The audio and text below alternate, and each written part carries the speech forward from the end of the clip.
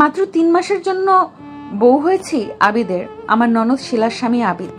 এই 3 মাস শিলা থাকবে তার বাবার বাড়ি, আমি থাকবো শিলার শ্বশুর বাড়ি। একজন নারীর জন্য এটা কতটা লজ্জার তা কেবলমাত্র এমন পরিস্থিতির শিকার হওয়া নারীটাই অনুভব করতে পারবে। আবিদের কাছে আমাকে জোর করে বিয়ে দিয়েছে আমার শাশুড়ি ও আমার স্বামী ফয়সাল। মা ছেলে কৌশলের আশ্রয় নিয়েছে। ফয়সালের সাথে আমার প্রেমের বিয়ে ছিল। আমাদের দীর্ঘ 3 বছর প্রেম ছিল। তারপর 2 বছর সংসার করেছি। তুমুল প্রেমের স্রোতে ভেসে যেতে যেতে ফয়সালকে ভুলভাবে চিনেছি। অতিরিক্ত আবেগ মানুষকে ভুল পথে আর ভুল সিদ্ধান্ত নিতে প্রবলভাবে প্রশ্রয় দেয়। ফয়সালদের তুলনায় আমাদের অর্থনৈতিক অবস্থা অনেক খারাপ, বলা যায় নিম্ন মধ্যবিত্ত। এসব ফয়সাল প্রেমে শুরু থেকে জানতো, বরং আমি হীনমন্যতায় ভুগলে এসে বকা দিত, বলতো, একজন মানুষের চেয়ে অন্য কিছু কখনোই বড় হতে পারে না। আমার জন্য তুমি পারফেক্ট, তুমি ইম্পর্টেন্ট। ঝামেলার দানা বাঁধতে শুরু করে ঠিক তখন থেকে, যখন ফয়সালের মা বুঝতে পারলো ছেলের শ্বশুরবাড়ি থেকে আশানুরূপ উপহার সামগ্রী পাচ্ছে না প্রতি সিজন হিসাবে। বিয়ের শুরুতেও তিনি ভারী নারাজ ছিলেন। ছেলের মুখের দিকে চেয়ে পরে রাজি হয়েছেন। রাজি নয় ঠিক, নিমরাজি বলা যায়। এদিকে আমিও কিন্তু বাবার এই অক্ষমতা ঢাকার আপ্রাণ চেষ্টায় নিমগ্ন থাকতাম ভোর থেকে নিশি অবধি। তাদের সংসারের যাবতীয় কাজগুলো কলুর বলদের মতো কেটে কেটে সম্পূর্ণ করতাম। তবুও ননদ শাশুড়ির মনের কোন চিপাচাপায় ও আমার এতটুকু স্থান হতো না। বিদ্রুপের ছলে মা মেয়ে কথা শোনাতো, যেন বদ্ধপরিকর। ফয়সালের মনকে বিষিয়ে দিল তারা। দিনের পর দিন আমার সম্পর্কে নানা কথা বার্তা বলে। আমি অলস, কোনো কাজ করি না, মুখে মুখে তর্ক করি ইত্যাদি। এইভাবে একদিন ফয়সাল আমাকে জিজ্ঞেস করলে 1-2 কথা থেকে তর্ক শুরু হয়, তা চরম আকার ধারণ করে। এক পর্যায়ে সে আমাকে ফকিন্নি বলে। আমিও তাদেরকে লোভী সেলফিশ বলে বাবার বাড়িতে চলে যাই। তারপর তার মা বোনেরা কথার প্রলুব্ধ হয়ে সে আমাকে ডিভোর্স দেয়। তার মা নাকি তাকে কোটিপতির মেয়ে বিয়ে করাবে। উপস্থিত ঘটনার আকস্মিকতায় আমার গোটা পৃথিবী দুলতে লাগলো, ঝড়ো হাওয়ায় দুলতে থাকা বৃক্ষের ন্যায়। সামান্য তুচ্ছ বিষয়কে ইস্যু করে ফয়সাল এমন ভয়ানক সিদ্ধান্ত নিতে পারে তা আমার কল্পনারও বাইরে ছিল। যদিও অনেকটা মা বোনের রোষানলে পড়েই সে এমন করতে বাধ্য হয়েছে, তবুও মানা যায় না সে কেবল পুরুষ। কেমন ব্যক্তিত্ব তার! নিজের উপর সেদিন থেকেই এক দড়িয়া ঘৃণা। কেন বাবা মায়ের অমতে নিজের পছন্দে বিয়ে করেছিলাম। 6 মাস কেটে গেল। সময়ের সাথে সাথে নিজেকে সামলে নিলাম, মনকে প্রবোধ দিলাম এই বলে স্রষ্টা যা করে বান্দার কল্যাণের জন্যই করে। ভালো একটা চাকরি হয়ে গেল আমার স্থানীয় উপজেলা কার্যালয়ে। ফয়সালের সাথে আমার যোগাযোগ বন্ধই ছিল। আচমকা সে 1 সপ্তাহ আগে আমাকে ফোন করে তার কৃতকর্মের জন্য ক্ষমা চায় এবং আমাকে তার জীবনে পুনরায় ফিরে পেতে চায়। আমি গর্জে উঠলাম শুনে, বললাম, তোমরা আসলেই লোভী। যখন শুনলে আমি ভালো আছি, ইনকাম করছি, অমনি বাহানা শুরু করলে। আর তোমাদের ঘরের সমস্ত কাজ করারও তো লোকের অভাব এখন। এটা কি মামার বাড়ির আবদার? মন চাইবে ভালোবাসবে, মন চাইবে ছুঁড়ে মারবে, মন চাইবে ফিরে পেতে চাইবে। এরপর ফয়সালের একটা বাক্যই আমার কণ্ঠ স্তব্ধ হয়ে গেল, আগুনে পানি ঢালার মতোই, যা আমি প্রায় ভুলতে বসেছিলাম। ফয়সাল দগ্ধের সাথে জানালো, ওকে ফাইন, তাহলে তোমার বাবা যে 5 লক্ষ টাকা ধার নিয়েছে তোমার ভাই বিদেশে যাওয়ার সময়, তা ফেরত দাও। আমি বিড়ালের মতো মিনমিন স্বরে বললাম, তুমি বলছো সাব্বির যেদিন দিতে পারবে সেদিন নিবে, তার আগে চাইবে না? হ্যাঁ বলছো ঝুমুর, এখন দৃশ্যপট পাল্টে গিয়েছে না। শিলার স্বামীকে আমি আমার মা রাজি করিয়েছি। আমি অসহায় গলায় বলি, এটা কিভাবে সম্ভব? শিলা কেমন স্ত্রী? এই জঘন্য বিষয়ে সায় দিল। সেটা তোমাকে পরে ক্লিয়ার করব। পারবো না। তোমার মতো কাপুরুষের লাইফে কামব্যাক করার এতটুকু ইচ্ছে আমার নেই। আর এইটা তো তাহলে হিল্লা বিয়ে হয়? ছি। তাই আমি এমনি তোমাকে পুনরায় বিয়ে করতে চেয়েছি। আব্বা বিষয়টা স্থানীয় মসজিদের ইমামের সাথে আলাপ করেছে। তিনি আব্বাকে হাদিসের রেফারেন্স টেনে এ বিষয়ে আখ্যা দিয়ে বুঝিয়েছেন নাকি। বলেছে সিস্টেমের ভেতর বউ আনতে হবে, নয়তো সমাজ আপনাদের একঘরে করে দেবে। বিষয়টা আমার কাছে ভারী নিন্দনীয় ও গৃহীত। কিন্তু তুমি তো জানো আমাদের জেলাটা অনুন্নত, ফতোয়ার বাইরে গিয়ে তোমাকে নতুন করে বিয়ে করা যাবে না। সুতরাং প্লিজ ঝুমুর রাজি হও। তোমার বিয়ে অন্য কারোর সাথে দিলে সেটা যতটা খারাপ লাগবে আমার খারাপ লাগাটা কম হবে। সবাই জানে তুমি বাবার বাড়িতে কারণবশত রয়েছো। তুমি ফিরে এলে সাব্বিরের টাকার বিষয়ে আমার আগের কথাই বহাল থাকবে। টাকা কিন্তু 5 লক্ষ, মনে রেখো। সিদ্ধান্ত তোমার, প্রস্তাব আমার। আমি একটু থেমে রাজি হলাম। জীবনে বহু সময়ে অনেক নিষ্ঠুরতম সিদ্ধান্ত নিতে হয় আমাদের। নিয়তির উপরে কারোর হাত নেই। আরেকবার চূড়ান্তভাবে উপলব্ধি করতে পারলাম গরিব হওয়া আসলেই পাপ। গরিব বাঁচে অন্যের শোষণ আর শাসন। ফয়সাল ফোনের ওপাশে আনন্দের হাসি হাসলো। বললাম, আবিদের বাড়ি থাকলে তার মা বাবা? তারা কিছুই জানবে না ঝুমুর। আবিদ যেহেতু ঢাকায় জব করে, সে ওখানে বাসা নিয়েছে তোমার জন্য। তোমাকে বউ সাজতে হবে না, কিছুই না। জাস্ট কাজী অফিসে নিয়ম অনুযায়ী বিয়ে হবে আবিদের সাথে আমাদের উপস্থিতিতে। তারপর আবিদ ঢাকায় নিয়ে যাবে তোমাকে। অফিস থেকে 3 মাসের ছুটি নিয়েছি। লিঙ্ক ছিল বিধায় তারা ছুটি দিতে বাধ্য হয়েছে। সত্যি বলতে আজ 3 মাস আবিদ আমার দিকে ভালো করে ফিরেও যায়নি, বরং এমন ভাবে চলেছে সে যেন আমার ভাসুর। ফয়সাল রোজ ফোন দিয়ে জিজ্ঞেস করে আবিদ আমাকে স্পর্শ করার চেষ্টা করে কিনা। জবাব শুনে উল্লাসিত হয় ফয়সাল। দিন গুনতে থাকে 3 মাস শেষ হওয়ার। রুদ্ধশ্বাস অপেক্ষায় ফয়সাল, কিন্তু আমার ভেতরে কোনো আক্ষেপ নেই। নতুন একজনের বউ হয়েছি তাও না, স্বামীরূপী প্রেমিকের কাছে যাব তাও না। এক বুক চাপা হতাশায় দিন পার হচ্ছে। এই কেমন নারী জীবন! কখনো রংধনু, কখনো ঝলমলে রোদ্দুর, কখনো ভরা শ্রাবণ, কখনো ধূসর অমাবস্যা, কখনো তিমির আধার, কখনো মায়াবী জ্যোৎস্না। আর মাত্র 4 দিন বাকি আছে 3 মাস শেষ হওয়ার। গরম বেশি হওয়ায় একদিন অনেক সময় নিয়ে গোসল করেছি। রাতে ভীষণ জ্বর এসেছে। 2 রুমের বাসা। আবিদ এক রুমে ঘুমায়, আমি এক রুমে। এই কয়দিনের জন্য আমি না করেছি আবিদকে খাট কিনতে। সে তার রুমে খাটে ঘুমায়, আমি ফ্লোরে বিছানা করে ঘুমাই। আবিদ রাতে পানি খেতে উঠে শুনে আমি জ্বরে কাতরাচ্ছি। সে পা চালিয়ে রুমে এলো। ভয় লাগে বিধায় আমি দরজা বন্ধ না করে চাপিয়ে রাখতাম। কাছে বসে জিজ্ঞেস করলো, ভাবি কখন থেকে খারাপ লাগছে? ডাকুনি কেন? কপালে চেপে ধরলো হাত দিয়ে। আমি ঘোরের মধ্যে আবিরের হাতের ওপর হাত রাখি। একটু ভালো লাগছিল আবিরের হাতের উষ্ণতায়। আবিদও কেমন কেঁপে উঠলো আমার নরম হাতের ছোঁয়া পেয়ে। নিশুতি রাত, বাইরে ঝুম বৃষ্টি শুরু হয়েছে। আকাশে মেঘের গর্জনে আমি আবিদকে জড়িয়ে ধরলাম ভয়ে। আবিদ বলল, ভয়ের কি ঝুমুর ভাবি, আমি আছি। আচ্ছা, আমি যাব না তোমার কাছ থেকে। তোমার মাথায় জলপট্টি দিতে হবে। সারা রাত আবিদ আমার কাছে বসেছিল, যেন আমার সেবা করাই তার ব্রত। এর পরের দিন ফয়সাল ফোন দিয়ে বলে, একটা দুর্ঘটনা ঘটে গিয়েছে। আমি চমকে গিয়ে জিজ্ঞেস করলাম, কি? শিলা পালিয়ে বিয়ে করেছে। মানে? চোখেতে ভীষণ খেলাম। সে বিয়ের আগে যে ছেলের সাথে প্রেম করত সেই ছেলের কাছে গিয়েছে, ছোট্ট একটা চিঠি লিখে গিয়েছে। আবিদ ভাবিকে বিয়ে করে কি এমনি সাধু রয়েছে? আর আবিদকে আমার পছন্দ না বলেই তো রাজি হলাম তোমাদের প্রস্তাবে। তা না হলে কোন স্ত্রী রাজি হবে স্বামীর এমন বিয়েতে? তখন তোমরা বিয়ে দাও নিয়ে হাসিব বেকার বলে, কিন্তু হাসিব এখন ভালো জব করে, বিয়েও করেননি আমার আশায়।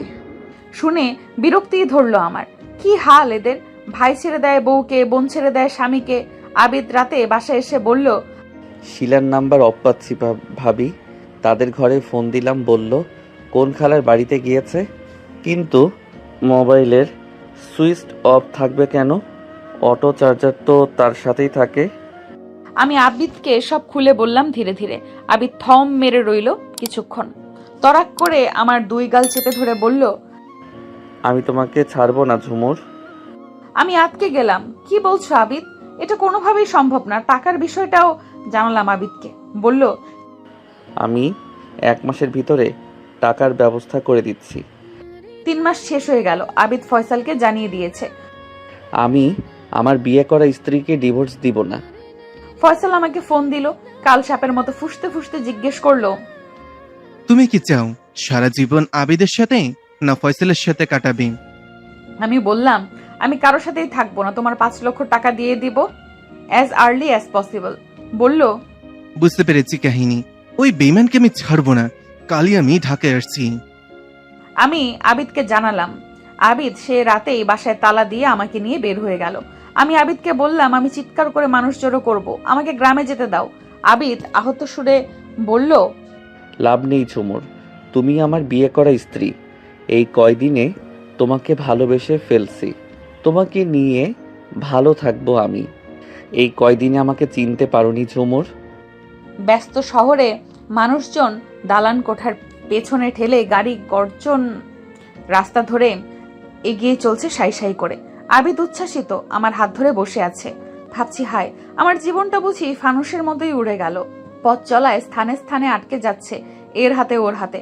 আমি ক্লান্ত, অবসন্ন, মলিন মুখে নরম করে জানতে চাইলাম, আবিদ কোথায় নিয়ে যাচ্ছ আমাকে? আবিদ আমার কপাল থেকে চুলগুলো কানের পাশে গুজিয়ে দিতে দিতে বলল, সিলেট যাচ্ছি আপাতত। গন্তব্যহীন গন্তব্যই হবে আমাদের ঠিকানা। মানুষ চায় এক, পায় আরেক, ভাবে এক, হয় আরেক। আর এই নিয়েই আমাদের ভালো থাকতে হয়, বেঁচে থাকতে হয়। আবিদের কথাগুলো শুনতে ভালো লাগছে না, তাই কোনো প্রতিক্রিয়ায় ব্যক্ত করিনি। মন ভালো না থাকলে ভালো কথাও তেতো লাগে শুনতে। আচমকা কি থেকে কি ঘটে গেল। এক আকাশ বিষণ্ণতা নিয়ে গাড়ির কাচের ভেতর দিয়ে বাইরে চেয়ে আছি। দৃষ্টির সীমানা অতিক্রম করছে কত কত চেনা অচেনা দৃশ্য। নিজেকেও এখন এই চেনা অচেনা লাগছে। মাঝপথে গাড়ি থামালো আবিদ। নেমে গিয়ে একটি ফাস্টফুড দোকানে ঢুকলো। একটু পর ফিরে এলো, হাতে একটি মিনারেল ওয়াটারের বোতল, আরো কিছু শুকনো খাবার হাতে। আমি অন্যমনস্ক হয়ে আছি, আমার হাতে মৃদু চাপ দিল। আমি নাটের পাওয়ায় ভান করে আছি। একটু টান দিল হাতে। আমি ঘাড় ঘুরিয়ে চাইলাম। আমার হাতে কেকের বক্স, তেঁতুলের আচার, বিস্কুটের প্যাকেট ধরিয়ে দিয়ে বলল, ঝুমুর, খেয়ে নাও যেটা ইচ্ছে। আমি খাবারগুলোর দিকে চেয়ে আছি। এই ভ্যানিলা কেক ছোটবেলা থেকেই আমার ভীষণ পছন্দ, ঠিক তেঁতুলের চাটনিও। আবিদ কিভাবে বুঝলো? না, এটা কাকতালীয় ভাবে মিলে গিয়েছে, জাস্ট এই। কিন্তু আমি খাবো না, খেতে ইচ্ছে করলেও খাবো না। আবিদ আর আমার মাঝখানে সব খাবারগুলো রেখে পুনরায় বাইরে চেয়ে আছি। আবিদ এবার মন খারাপ করলো। অচেনা ড্রাইভার তাই বিশেষ ঘটালো না আমাকে, শুধু আমার মুখপানে অনিমেষ চেয়ে রইল কিছুক্ষণ। সিলেট চলে এসেছি। গাড়ি থেকে নামলাম। আবিদ গাড়ির ভাড়া মিটিয়ে দিল। একটা রিক্সা ডেকে আমাকে নিয়ে উঠল। আমি এখানে নিশ্চুপ। ঘটনার আকস্মিকতায় আমি নির্বাক, হতবিম্বল। চাইলেও মুখ দিয়ে কোনো শব্দই বের হচ্ছে না। অপ্রত্যাশিতভাবে পাওয়া কষ্টগুলো দলা পাকিয়ে গলায় আটকে আছে যেন। রিক্সা একটা হোটেলের সামনে এসে থামলো। আবিদ আমাকে নামতে বলল। নামলাম। এক পলক চোখ ঘুরিয়ে দেখলাম এটা একটি আবাসিক হোটেল। দেখতে মোটামুটি সুন্দর, নাম নিরিবিলি হোটেল। পরিবেশটাও শৈল্পিক বলা যায়। আবিদ রিসেপশনে গিয়ে কথা বলল, মনে হলো পূর্ব পরিচিত। এরপর একটা ছেলে আমাদের নিয়ে 3 তলায় উঠলো, চাবি দিয়ে একটা রুম খুলে দিল। লাগোয়া বারান্দা, বেশ পরিপাটি, ছিমছাম। আমরা ভেতরে ঢুকলাম। একটু পর অন্য একটা ছেলে এসে বিছানার চাদর চেঞ্জ করে দিল, টেবিল মুছে দিল, রুম ঝাড়ু দিয়ে মপ দিয়ে মুছে দিল। ছেলেটা চলে গেলে আবিদ রুমের দরজা বন্ধ করে দিল। এরপর ট্রলি ব্যাগ থেকে টাওয়াল বের করলো। তারপর ওয়াশরুমে ঢুকে ফ্রেশ হয়ে বের হয়ে এলো।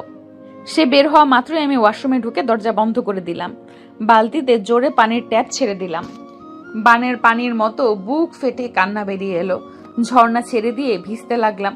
আমার সমস্ত অশ্রুগুলো পানির সাথে মিশে একাকার হয়ে যাচ্ছে। ফয়সালকে মনে পড়ছে, ঘৃণাও হচ্ছে, আবার মায়াও হচ্ছে তার জন্য। তার রাগ আর অহমিকার পরিণতি এতটা নিষ্ঠুর হবে ভাবতেও পারিনি। মরে যেতে ইচ্ছে করছে। ভিজতে ভিজতে সারা শরীরে কাঁপুনি ধরে গেল। বেশ সময় পার হয়ে গেলেও আমি বের হচ্ছি না দেখে আবিদ ওয়াশরুমের দরজায় টোকা দিল। আমি ভেতর থেকে কোনো কথা বলছি না। এবার জিজ্ঞেস করলো কোনো সমস্যা কিনা। আমি ওয়াশরুমের দরজা খুলে দিলাম। আবিদ আমাকে দেখে রোষপূর্ণ গলায় চেঁচিয়ে উঠল, ঝুমুর, তুমি এভাবে কাঁদছো কেন? তোমার চোখ কি লাল হয়ে গিয়েছে নেশাখোরের মতো? আর এত সময় ঝর্ণার নিচে দাঁড়িয়ে এমন ভিজে চুপসে গেলে কেন? আরে তুমি তো ঠকঠক করে কাঁপছো, সমস্যাটা কি তোমার? জামা কোনটা দিব? আমি কিছুই বলছি না, ঠায় দাঁড়িয়ে আছি দ্বারকাকের মতো। আবিদ নিজেই ব্যাগ থেকে একটা সুতি ড্রেস বের করে দিল, টাওয়েল সহ। আমি দরজা বন্ধ করে ড্রেস চেঞ্জ করে বের হলাম। রুমে সিঙ্গেল 2টো বেড। আমি একটাতে গিয়ে হাঁটু ভাঁজ করে শুয়ে গেলাম। বুঝতে পারছি না, কাঁপছি ভেজা বেড়ালের মতো। আবিদ চোখ মুখ খিচে আমার দিকে চাইলো, রুম থেকে বের হয়ে গেল। আমি একইভাবে শুয়ে আছি। বেশ কিছু সময় পরে আবিদ ফিরে এলো, হাতে কিছু জিনিসপত্র টেবিলের উপরে সব রাখলো। একটি সরিষার তেলের বোতলের ছিপি খুলে তার হাতে একটু ঢেলে নিল, আমার হাত টেনে নিল। আমি তার হাত সরিয়ে দিলাম এক ঝটকায়, নিজেই হাতে পায়ে তেল মালিশ করলাম। তেল দেওয়াতে হাত পা এখন একটু উষ্ণতা ছড়াচ্ছে। ক্ষুধায় মরে যাচ্ছি, ভীষণ কাহিল লাগছে। আবিদ দুটো প্যাকেট আমার সামনে রাখলো বিছানার ওপরেই, নিচেই পেপার বিছিয়ে নিল। প্যাকেট খুলে এক প্যাকেট আমার দিকে দিয়ে, খাও, বিফ তেহারি এনেছি। এই যে লেবু, পেঁয়াজ, শসা, কাঁচামরিচ আছে, সব চেয়ে এনেছি তোমার জন্য। ভাবছি বিফের যে কোনো কিছুই আমার দারুণ ভালো লাগে। আবিদ কিভাবে বুঝলো আমি খাচ্ছি না দেখে রেগে গেল। প্লিজ ঝুমুর, খাও, খুব বাড়াবাড়ি করছো অহেতুক। তুমি যা চাও তাই হবে, প্রমিস। এখন খাও, নিজের কি হাল করেছো আয়নায় দেখে নিও। পুরো প্যাকেট খেয়ে নিলাম, একটু আরাম বোধ করছি, কিন্তু শরীর খারাপ লাগছে। হাত ধুয়ে আবারও হাঁটু ভাঁজ করে শুয়ে গেলাম। কখন চোখে রাজ্যের ঘুম নেমে এলো টের পাইনি। ঘুম ভাঙার পর দেখি আবিদ আমার গায়ের উপর পাতলা একটা কাঁথা। আবিদ কি আমাকে জয় করার আপ্রাণ চেষ্টা করছে? কিন্তু সে জানে না আমি কোন ধাতুর তৈরি, সহজে গলানো দুষ্কর। পাশের বেডে নজর ফেলতেই দেখি আবিদ নেই। বারান্দা থেকে তার গলার আওয়াজ শোনা যাচ্ছে, ফোনে কথা বলছে। মনে হলো আমার ও বাড়িতে ফোন দেওয়া জরুরি। বাবা মাকে সব জানাতে হবে, প্রবাসে থাকা ভাইয়াকেও সব জানাতে হবে। আমার একমাত্র আদরের ছোট ভাই রাসেল, যার জন্য রাজি না হতে হলো এই বিয়েতে। গত রাতেই মোবাইলে সুইচ অফ করে রেখেছি, সুইচ অন করলাম। কয়েকটা মেসেজ চোখে পড়লো। মেসেজ না পড়েই মাকে ফোন দিলাম, বিস্তারিত খুলে বললাম। মা বিষাদ কণ্ঠে সান্ত্বনা দিলেন। মারে, কপালের লেখার উপর কোনো হাত নেই। যেহেতু শিলা চলে গিয়েছে, আদিত্য যাকেই হোক বিয়ে করত। আর যেখানে তুই বলেছিস এত মায়া যত্ন ফয়সালের কাছে পাসনি, তাহলে আদিবের সাথে সারা জীবন থাকতে পারিস। ফয়সাল রাগের মাথায় হলেও তাকে তালাক দিয়েছে, এবং সেটা আইন অনুযায়ী 3 মাস পর কার্যকরীও হয়েছে। আমরা কি তোকে অন্য কারোর সাথে বিয়ে দিতাম না? অবশ্যই দিতাম, বাকিটা তোর ইচ্ছে। আমরা কোনো জোর খাটাবো না, সাবধানে থাকিস। আচ্ছা মা, ভালো থেকো বলে মার থেকে বিদায় নিলাম। এবার মেসেজগুলো অন করলাম। পরপর 5টা মেসেজ ফয়সাল দিয়েছে। আমি নিবিড়ভাবে মেসেজগুলো পড়ছি। আবিদ রুমে এসে অপর বেডে বসলো, বালিশে হেলান দিয়ে, দৃষ্টি আমার দিকে। কি দেখছো ফোনে? জিজ্ঞেস করলো। তার কথায় আমার মন নেই। মেসেজ পড়া শেষে উঠে গিয়ে বারান্দায় যাচ্ছি, তখন চিলের মতো ছো মেরে আবিদ আমার হাত থেকে মোবাইল নিয়ে নিল। আমি কিচ্ছু বললাম না, ধীর পায়ে বারান্দায় চলে গেলাম। সুন্দর একটা কাঠের চেয়ার পাতা রয়েছে, চেয়ারে বসলাম। বাইরে রাস্তায় আলো আধার খেলা চলছে। একটি ল্যাম্পপোস্টের আলোর নিচে চোখ পড়ল। ছোট্ট একটি বিড়াল ছানা মিউ মিউ করে ডেকে যাচ্ছে, হয়তো তার প্রিয়জনকে খুঁজে ফিরছে। পাশ দিয়ে হেঁটে যাচ্ছে একজন পথচারী। সে নেমে গিয়ে বিড়াল ছানাটিকে কোলে তুলে নিল। এদিক ওদিক চাইলো তার মা বা সঙ্গীদের দেখা মেলে কিনা। না, আশেপাশে কোনো বিড়ালকে দেখা যাচ্ছে না। সেই বিড়াল ছানাটির তুলতুলে শরীরে হাত বুলিয়ে আদরে স্পর্শ দিতে লাগলো। অমনি বিড়াল ছানাটি শান্ত হয়ে গেল, আর মিউ মিউ করছে না। জগতের প্রতিটি প্রাণী ভালোবাসা চায়, ভালোবাসায় যত্নে ভালো থাকতে চায়। আমিও চেয়েছি ফয়সালের কাছে তার বুকের পশমের ওমে থেকে নিজেকে শিহরিত করতে চেয়েছি প্রতিটা রাত, জনমভর। কিন্তু আমার লম্বা দীর্ঘশ্বাস না পড়তেই পাশে এসে দাঁড়ালো আবিদ। আমাকে শুনিয়ে পটপট করে মেসেজগুলো পড়তে লাগলো। ঝুমুর, শতবার ট্রাই করো, তোমার ফোন অফ পেলাম। তুমি জানো আমি কেমন মানুষ। যদি তোমাকে না পাই আমি আবিদকে খুন করতে বাধ্য হব। আমার বোন শিলা এখন আর ওর স্ত্রী নয়। সো কোনো পিছুটা নেই ওই প্রতারক নিমুখারাম অমনুষ্ঠর জন্য।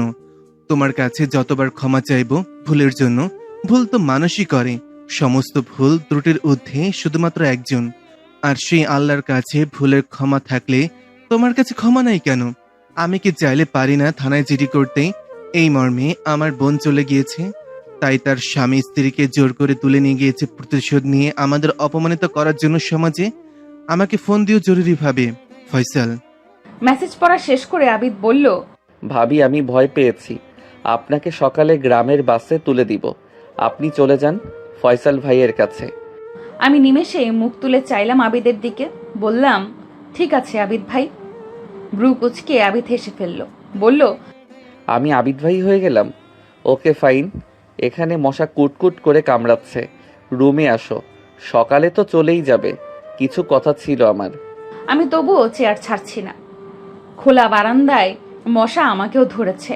আবিদ আমার হাত ধরে টেনে তুলল। কোলে করে নিতে হবে নাকি ঝুমুর? তার এই রসালো বাক্যটি আমার কাছে অসহ্য ঠেকছে। হাত ছাড়িয়ে হন হন পায়ে হেঁটে গিয়ে বেডে বসলাম। পেছন দিক দিয়ে সেও এসে আমার পাশে বসলো। আমি সরে যেতেই জোরে এক ধমক দিল। তোমার এসব আর নেওয়া যাচ্ছে না। ফাইজলামও অনেক হচ্ছে, খুব জ্বালাচ্ছ দুদিন ধরে। মানুষ বন্ধুর সাথেও আরো মাখামাখি করে চলে, আর তুমি তো আমার বিয়ে করা বউ। বউ শব্দটা শুনেই আমার মাঝে প্রবল উত্তেজনা কাজ করলো। ক্রোধান্বিত হয়ে, আমি কারো বউ না। তুমি স্ত্রী বর্তমান থাকা অবস্থায় বিয়ে করেছো। স্ত্রীর সাথে ছাড়াছাড়ি না হলে সেই বিয়ে বৈধ নয়। সো আমি ঝুমুর না, আমি তোমার বউ না, ফয়সালের। আজ রাতেই সুইসাইড করব। হোয়াট? বলেই আমার গালে সজোরে চর বসিয়ে দিল আবিদ। আমি ব্যথায় গাল চেপে ধরলাম। দিশেহারা হয়ে আবিদের পায়ে লাথি মারলাম। আবিদ আর আমাকে কিছুই বলল না। অবোধ শিশুর মতো চুপচাপ বাকি বেডে গিয়ে শুয়ে পড়ল। দু চোখের পানি ছেড়ে দিল নীরবে। আমি নিজের ব্যথা ভুলে স্তব্ধ হয়ে গেলাম আবিদের নীরব অশ্রুপাত দেখে। যতই হোক বর্তমানে আমি ওর কাছেই আছি, বিয়ে করা বউ হিসেবে। হোক না চুক্তির বিয়ে, হোক না নামকাওয়াস্তে, হোক না সমাজ দেখানো, তবুও সে আমার সিনিয়র। শুরু থেকেই আমার প্রতি তার ভালোবাসা, শ্রদ্ধা, কেয়ারিং এর তিল পরিমাণ ঘাটতি নেই। আর আমি অবুঝের মতো শুধু যন্ত্রণাই দিয়ে যাচ্ছি। কতটা আগলে রাখছে আমাকে মুরগির ছানার মতো। আমি ওর পাশে গিয়ে বসলাম। তার হাত চেপে ধরে, সরি আবিদ, খুব সরি। আসলে আমার লাইফের সবকিছু এত বাজেভাবে এলোমেলো হয়ে গেল, তাই মাথা ঠিক রাখা মুশকিল হয়ে যাচ্ছে। আবিদ উঠে বসলো এবার। তার মুখের অভিজ্ঞই বলে দিচ্ছে আমার কথায় বেশ সন্তুষ্ট হলো সে। সারা মুখে ভালো লাগার রেশ এনে বলল, ঝুমুর। আমি মুখের মলিনতা দূর করে চোখ তুলে চাইলাম আবিদের দিকে। ঝুমুর নামটা ঝুমুরের মতোই সুন্দর। তোমার কথা শুনে সত্যি মনটা ফুরফুরে হয়ে গেল। সেই ঢাকা থেকে যেই মুখে তালা দিয়েছ, এই এখন সেই তালা খুললে। কোনো কথাই বলনি। একজনকে হাতের কাছে না পেয়ে সেই ঝাল উঠাচ্ছ আমার উপর দিয়ে। তুমি কি যেন বলতে চাইলে আবিদ? ও হ্যাঁ, শুনো ঝুমুর, তুমি শিলার বড় ভাইয়ের স্ত্রী। সেই সুবাদে আগে থেকেই তোমার প্রতি আমি শ্রদ্ধাশীল। তোমাকে বিয়ে করতে আমি খুবই অনিচ্ছুক ছিলাম। ইচ্ছা থাকার মতো বিষয় এটা না। আমি এই টাইপের খুব সংকোচও কাজ করছিল। ফয়সাল ভাই পারিনি, শুধু আমার পায়ে ধরে ফেলে। আরও মানুষেরা কারো সিচুয়েশন না বুঝে দূর থেকে ভুল আর নিন্দার ঢিল ছুরি। আমাকে পরোক্ষভাবে শিলাও সাপোর্ট করেছে। শিলার হৃদয় তরি নোঙর ফেলেছে অন্য ঘাটে বিয়ের আগেই। এটা আমি কম বেশি টেরও পেয়েছি। শিলাকে আমার দিকে ফেরাতে পারিনি বহু চেষ্টা করেও। প্রেম এমনই, আসলে তাদেরই উচিত হয়নি শিলাকে জোর করে আমার টাকা আছে দেখে বিয়ে দেওয়া আমার কাছে। ভাগ্যিস কোনো বেবি হয়নি আমাদের। শিলাও নিতে চাইনি। কেন চাইনি এখন তা কাচের মতোই স্বচ্ছ। আবিদের কথার মাঝে আমি জানতে চাইলাম, শিলার জন্য তোমার মাঝে কোনো খারাপ লাগে কাজ করছে না আবিদ? আমার দু হাত চেপে ধরলো আবিদ। একটুও না ঝুমুর, তোমার অফিসে সমস্যা হবে না? না, আমি 1 সপ্তাহের ছুটি নিয়েছি মায়ের অসুস্থতার কথা বলে। মিথ্যা বললা? এটা মহৎ মিথ্যা ঝুমুর, মিথ্যা নয়।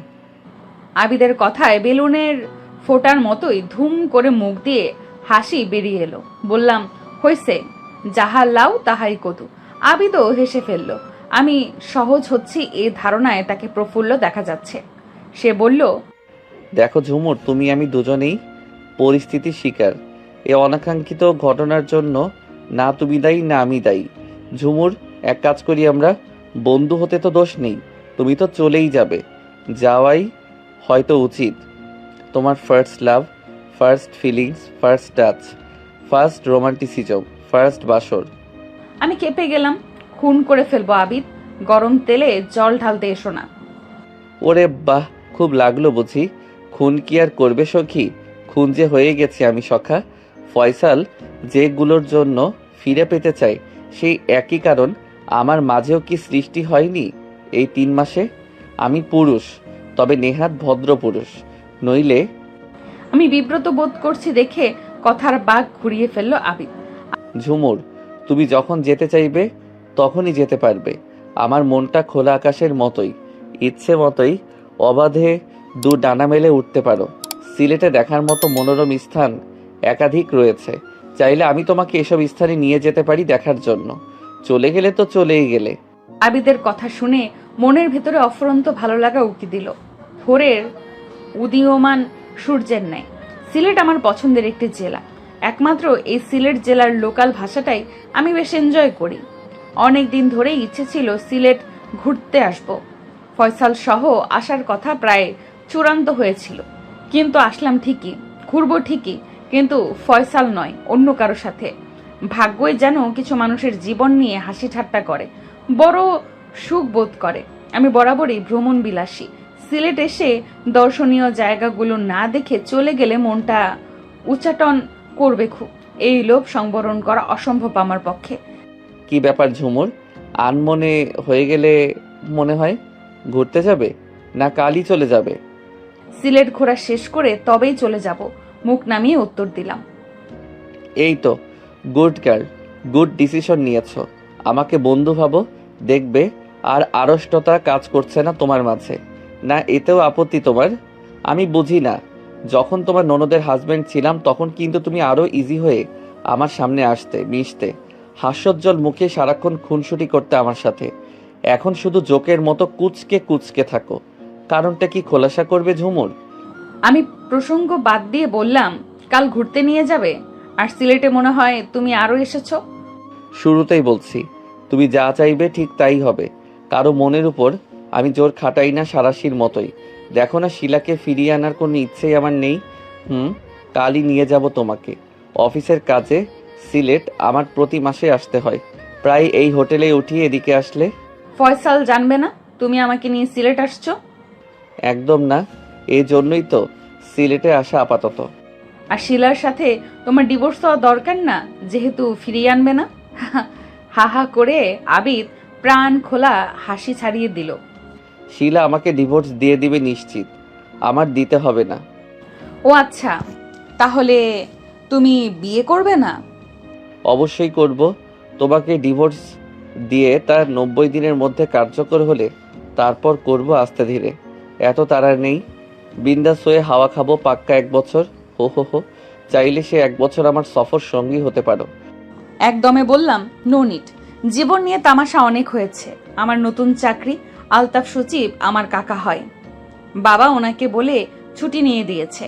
সামনের সপ্তাহ থেকে অফিস যেতে হবে। আর আমাকে ডিভোর্স দেওয়ার প্রয়োজন নেই, কারণ কাজী অফিসে বিয়ে পড়ানোর সময় সবাই মিথ্যা বলেছে যে তুমি ডিভোর্সড। বাট সত্যিটা তো আমরা জানি। আরে ঝুমুর, তোমার মাথা পুরাই গেছে। কি আবল তাবল বলছো? সেটা বলছে এজন্য যে কাজী বেটা কেন, কি হয়েছে? নানা কাহিনী করবে। আমাদের নবীও তো স্ত্রী থাকাকালীন একাধিক বিয়ে করেছে, বরং শিলার বিয়ে অবৈধ। আমি কি সিম্পল বিষয় জানি না? আমি ইচ্ছে করেই এটা বলছি, একটা কারণে। বুঝতে পেরেছি, ফাঁকিবাজির ধাক্কায় আছো। আচ্ছা, তোমার অফিস বের করতে কতক্ষণ ফয়সাল ভাইয়ের ঝামেলা করবে না? আমি তার স্ত্রী নই এখন। নারী হয়রানির মামলা দিয়ে দিব ঝামেলা করলে। তার মেসেজ কতটা বিধ্বংসী দেখলে বোঝাই যায় বুকের পাজরে তোমার জন্য উথাল পাতাল মধু মধু প্রেম। রাগে চুল ছিঁড়তে মন চায় তোমার কথা শুনলে। ঘোড়ার ডিমের প্রেম। অনেক রাত হয়েছে, ঘুমাবো, ক্লান্ত লাগছে। দুজন দুই বেডে ঘুমিয়ে পড়লাম। এই কয়েকদিনে আবিদকে দেখেছি, অবলোকন করেছি খুঁটিয়ে খুঁটিয়ে। চোখ বন্ধ করে বিশ্বাস করা যায় আবিদকে। নিশ্চিন্তে ঘুমিয়ে পড়লাম কাঁথা মুড়ি দিয়ে। পাখি ডাকা ভোরে ঘুম ছুটে গেল। আবিদ অঘরে ঘুমাচ্ছে। আমি আড়মোড়া ভেঙে বারান্দায় গিয়ে বাইরে চোখ মেললাম। কিছুই ভালো লাগছে না। চারপাশকে ভীষণ পানসে আর নিরানন্দ লাগছে। নিজের মনের ভুবনে রং না থাকলে বাইরের সব রং কেউ বিবর্ণ ধূসর মনে হয়। ফোন আসার শব্দ হতেই রুমে গিয়ে ফোন রিসিভ করলাম। মায়ের ফোন। হ্যালো মা বলতেই যা শুনলাম তাতে আমি থরথর করে কাঁপতে কাঁপতে মেঝেতে পড়লাম। আমি দুমড়ে মুচড়ে যাচ্ছি। যন্ত্রণার পাহাড় ভেঙে চুড়ে পড়ছে মনের জমিনের উপরে। নিমেষেই অন্তরটাকে গুঁড়ো গুঁড়ো করে দিচ্ছে যেন। মা আমাকে সাধ্যমতো সান্ত্বনা দিয়ে মোবাইল সংযোগ বিচ্ছিন্ন করলো। মোবাইল আবার বেজে উঠল। রিসিভ করতেই বন্ধু রিমার গলা শুনতে পেলাম। রিমা আমার প্রাণের বন্ধু, যা আমার গোপন তাও রিমাকে না জানিয়ে থাকতে পারি না। এই নিয়ে স্কুল কলেজ ভার্সিটিতে অন্য বন্ধুরা খ্যাপাতো, ঈর্ষান্বিত হয়ে বলতো তোদের গলাগলি বয়ফ্রেন্ড আর গার্লফ্রেন্ডের মতন। হ্যালো ঝুমুর, কিছু শুনেছিস? ধরা গলায় বললাম মা ফোন দিল এখন। তুই রাখ রিমা, আমার বেশ খারাপ লাগছে। রিমা মনমরা কণ্ঠে বলল, খারাপ লাগাটা অস্বাভাবিক কিছু নয়। আচ্ছা রাখি, তুই ভালো থাকার চেষ্টা কর প্লিজ। হাঁটু ভাঁজ করে একই স্থানে বসে আছি। পেছনে আবেদ এসে দাঁড়ালো। কি ব্যাপার ঝুমুর? আমি সেই কখন জাগলাম, ফোনে মায়ের সাথে কথা বললাম, আরো 2 জায়গায় জরুরি আলাপ সারলাম, তোমার পাত্তা নেই। এত সময় এখানে কি করছো? ফ্রেশ হয়েছো? বের হবা না ঘুরতে? আমি নিচের দিকে মাথা ঝুঁকে বসে আছি। আবিদ আমার হাত ধরে টান দিল। মুখপানে পলক চেয়েই, এ কি তুমি কান্না করেছো? চোখ ফোলা ফোলা লাগছে। Any problem? শেয়ার করো। উঠে আসো প্লিজ। এই এক সমস্যা। অ্যালার্জি থাকার জন্য একটু কাঁদলেই চোখ মুখ ফুলে যায়, লাল হয়ে যায়। লুকোনোর কোনো সুযোগ নেই। অসহ্যকর। আমি উঠে দাঁড়ালাম আস্তে করে। পা টেনে টেনে রুমে গেলাম। টেবিলের সাথে থাকা চেয়ারটাতে টেনে নিয়ে বসলাম। টেবিলে মাথা এলিয়ে দিয়েছি, নুইয়ে পড়া পুয়ের লতার মতন। আবিদ আলতো করে মাথার উপর হাত রাখলো। আবিদের হাত শক্ত করে ধরলাম। ভেজা গলায় জানালাম, ফয়সাল বাইক অ্যাক্সিডেন্ট করেছে গতকাল সন্ধ্যায়। সিচুয়েশন নাকি খুবই ক্রিটিক্যাল। এখন ঢাকায় পিজিতে নিয়ে আসতেছে অ্যাম্বুলেন্সে করে। মাই গড, এ কি ঘটে গেল? বলে আবিদ মোবাইল হাতে নিল। হন্তদন্ত হয়ে তার কাছের কয়েকজনকে ফোন দিল। ডিটেলস জানলো। আমার দিকে চেয়ে বলল, তোমার মনের অবস্থা আমি রিয়ালাইজ করতে পারছি। আসলে ব্যক্তিগতভাবে উনার সাথে আমারও কোনো দ্বন্দ্ব নেই, তাই আমারও খারাপ লাগছে। তুমি ঘুরতে বের হবা এখন? শেষের বাক্যটি আবিদ নরম স্বরে একটু ইতস্তত হয়েই বলছিল। আমি উদাস ক্লান্ত গলায় বললাম না। আবিদ নিচে গিয়ে নাস্তা আনলো। চিকেন পরোটা, বুটের ডাল, সালাদ সহ। খেতে ইচ্ছে করছে না। আবিদের ধমকা ধমকিতে একটা পরোটা খেলাম, জোর করে ওষুধ খাওয়ার মতো। কি করব আমি? গলা দিয়ে খাবার নামছে না। আবিদেরও সারা মুখ জুড়ে বিষণ্ণতার ছাপ। যতটুকু তাকে দেখেছি আর জেনেছি, তার হৃদয়টা মানবিকতার আর ঔদার্যতায় গড়া। সে ঢাকায় তার কাছের 2 জন বন্ধুকে ফোন করে পিজি হাসপাতালে যেতে বলল ফয়সালের জন্য দৌড়ঝাঁপ করার জন্য। বিষয়টা আমার বেশ ভালো লাগলো। সমস্ত বিভেদ ভুলে হলেও একজন মানুষের বিপদের সময় এগিয়ে যাওয়াটাই মানুষের কাজ। এটাই মনুষ্যত্ব, এটাই মানব ধর্ম। ফয়সালের সান্নিধ্যে কাটানো মুহূর্তগুলো চোখের সামনে ভেসে চলছে শরতের নীল মেঘের ন্যায়। কেনই বা ও আমার জীবনে এলো? কেনই বা তাকে ভালোবাসলাম হৃদয়ে ছিঁড়ে পুড়ে? কেনই বা এমন ভুল বোঝাবুঝি হলো? কেনই বা সে আমাকে তার জীবন থেকে তাড়িয়ে দিল দূর, বহু দূরে? কেনই বা ভুলে থাকতে পেরে ফিরে পাওয়ার জন্য উন্মাদ হয়ে গেল? তার এই উন্মাদনা দেখেই প্রেমের প্রপোজাল রিফিউজ করতে পারিনি আজ হতে 6 বছর আগে। ফয়সাল। বুকটা কেমন হাহাকার করছে। গুমড়ে গুমড়ে নিঃশেষ হয়ে যাচ্ছি। জীবনের প্রথম ভালোবাসার মানুষ যতই ভুল করুক, ছেড়ে যাক, তবুও কখনো তার জন্য সফট কর্নার কাজ করে। এই আবেগ অনুভূতির কাছে প্রতিটি মানুষ পরাজিত, পরাভূত, ব্যর্থ সৈনিকের মতো। চেয়ারে আর বসে থাকতে পারছি না। নিস্তেজ শরীরটাকে নিয়ে পড়ে বিছানায় আছি। আবিদ কি প্রয়োজনে যেন বের হয়ে গিয়েছে রুম থেকে। প্রচন্ড মাথা ব্যথা শুরু হয়েছে। এই এক ব্যারাম। কাঁদলে মাথাও ব্যথা করে। আমার সারা শরীরে ও মনে সমস্যার অন্ত নেই। বেশ কিছু সময় পরে আবার ফোন বেজে উঠল। আননোন নাম্বার রিসিভ করলাম। দুর্বল স্বরে জিজ্ঞেস করলাম, হ্যালো, কে? মা, আমি ফয়সালের মা। তোমাকে ফয়সাল একটু দেখতে চাই ভিডিও কলে। ছোট বাচ্চার মতো করে হাউমাউ করে কাঁদতে কাঁদতে ফয়সালের মা আমাকে অনুরোধ করলেন। মৃত্যু পথগামী সন্তানের জন্য একজন অসহায় মায়ের বিলাপ আমার হৃদয়ে আছড়ে আছড়ে পড়ছে সমুদ্রের ঢেউয়ের মতো করে। একজন মা তার সন্তানদের কাছে পৃথিবীর শ্রেষ্ঠ সম্পদ, খোদার দেওয়া নিয়ামত। কারো কারো চোখে হয়তো মন্দ, কিন্তু সন্তানদের নিকট নয় কখনো। ঠিক তেমনি সন্তানও অন্যের কাছে নিন্দনীয় হতে পারে, দুশ্মন হতে পারে, কিন্তু মায়ের কাছে স্রষ্টার নিকট থেকে পাওয়া অনন্য উপহার, যে উপহার মা প্রতিটি মুহূর্তে যত্ন করে রাখে যেন এতটুকুও নষ্ট না হয়। সেই মা কেমন করে বাঁচবে সন্তানের এমন অবনির্ণয় যন্ত্রণা দেখলে? আমি প্রার্থনা করি এই মাকে করুণা করে হলেও স্রষ্টা যেন তার সন্তানকে কেড়ে না নেয়। ওনাকে সান্ত্বনা দেওয়ার ব্যর্থ চেষ্টা করে বললাম, আপনি ওনার সামনে এভাবে কাঁদবেন না, আমি ভিডিও দিচ্ছি। আবিদ আসলেই, সে বাইরে গিয়েছে, এখন আমার ফোনে নেট কানেকশন নেই। আবিদকে ফোন দিয়ে জানালাম, সে দ্রুত ছুটে এলো, অভিযোগের সুরে বলল, কত বললাম এমবি কিনে দেই, না দিলেই না, দরকার নাই, দেখলে দরকার কারে কয়। এবার দাঁড়াও, হোয়াটসঅ্যাপে ফয়সাল ভাইয়ের ফোনে ভিডিও কল দিচ্ছি। বলে ট্রাই করতে লাগলো। একটু পরেই ফোন রিসিভ হলো। তার এক ভাবি মোবাইলের স্পিকার অন করে ফয়সালের মুখের সামনে ধরলো, জানালো ফোন হাতে ধরে রাখার মতো অবস্থা নেই তার। আবিদ আমাকে স্পেস দিয়ে বারান্দায় চলে গেল। ফয়সাল আমার দিকে ফ্যাল করে চেয়ে আছে, দু চোখের কোণ গড়িয়ে ভারী অশ্রুপাত নির্গত হচ্ছে, যে অশ্রুর ভাষা কেবল আমিই অনুধাবন করতে পারছি। বললাম, ফয়সাল, পথ চলায় তুমি ছিলে আমার আপনের চেয়েও আপন, আমার ভুল ত্রুটিগুলো মাফ করে দিও একজন মানুষ হিসাবে। বলে ফোনের এপাশে আমি ডুকরে কেঁদে উঠলাম। ফয়সাল অবোধ শিশুর মতো অস্পষ্ট ভাঙা ভাঙা স্বরে আমার কাছে ক্ষমা চাইলো সব কিছুর জন্য।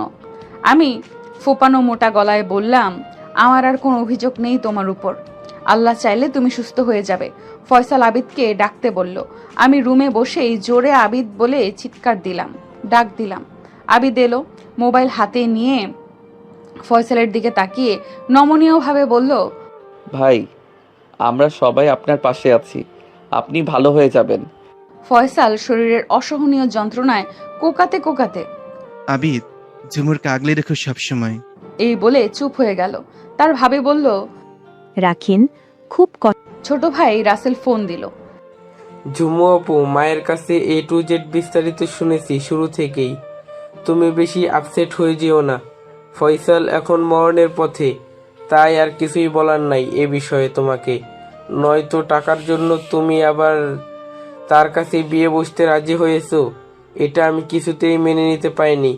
ঘৃণিত একটা কাজ বলে মনে হয়েছে। গ্রামে আমাদের জমি আছে একটা, সেটা বিক্রি করেই বাবার টাকা পরিশোধ করতে পারতো। জানি এই এক টুকরো জমি আমাদের শেষ সম্পদ ও সম্বল। আমি খেপে গেলাম রাসেলের উপরে। হর করে বললাম, তোর কি মনে হয় ফয়সালের কাছে ফিরে যাওয়া কেবলমাত্র ওই 5 লক্ষ টাকার জন্যই? এখানে কোনো ভালোবাসা কাজ করেনি। তুই তো শুধু আজ একটা, কাল একটা, পরশু আরেকটার পেছনে টই টই করে ঘুরেছিস বুনো হাঁসের মতো। জীবনে কাউকে একান্ত করে ভালোবাসিসনি, তাই এটার গুরুত্ব তোর কাছে না থাকাটাই স্বাভাবিক। ফোন রাখ। তোমাকে ফোন দেওয়াটাই আমার ভুল হয়েছে। বলে ফোনের লাইন কেটে দিল রাসেল। রাসেলের সাথে এত রূঢ় আচরণ না করলেও পারতে, বলল আবিদ। শুনে বললাম, মায়ের থেকে মাসির দরদ বেশি দেখাতে এসো না। আবিদ বাধ্য ছাত্রের মতো আচ্ছা বলে চুপ হয়ে গেল। একটু পর নরম সুরে আবিদকে বললাম, মানে কি বলো? আচ্ছা, এখন কি ঢাকায় যাওয়া সম্ভব? আবিদ চকিতে বিস্ময় ভরা দৃষ্টিতে আমার দিকে তাকালো, জানালো, সিলেট থেকে ঢাকার দূরত্ব সড়ক পথে প্রায় 243 কিলোমিটার। সো বুঝতেই পারছো, নিকট জেলা নয়, তবুও সম্ভব তুমি চাইলে। সেদিনের মতো রিজার্ভ কার ভাড়া নিব। মাইন্ড করো না ঝুমুর, অহেতুক মামুলি বিষয়কে ইস্যু করে ফয়সাল ভাই তোমাকে ছেড়ে দিল, অথচ তারপরেও তোমার হৃদয়ে তার স্থান কত বিশাল, কত গভীর। সিরিয়াসলি, ফার্স্ট লাভ বলে? আর আমি অমানুষের বাচ্চা এত করেও তোমার কাছে আছি থার্ড পার্সনের মতো। আমার জীবনটাই আজ বড় দুর্ভাগার জীবন। এক রাশ অভিমান আর অনুযোগের সুরে কথাগুলো বলল আবিদ। আমি বিচলিত হয়ে গেলাম তার এই এমন কথা শুনে। এরপর ছলছল গলায় বলল, তুমি তোমার সব নিয়ে রেডি হও ঝুমুর, আমি হোটেল ছেড়ে দিচ্ছি আর গাড়ি ঠিক করে আসতেছি। এনিহাউ আমি আমার আগের লাইফে ফিরে যাব, আর তুমি তোমার মতো করে যা ইচ্ছে যেভাবে ইচ্ছে চলিও।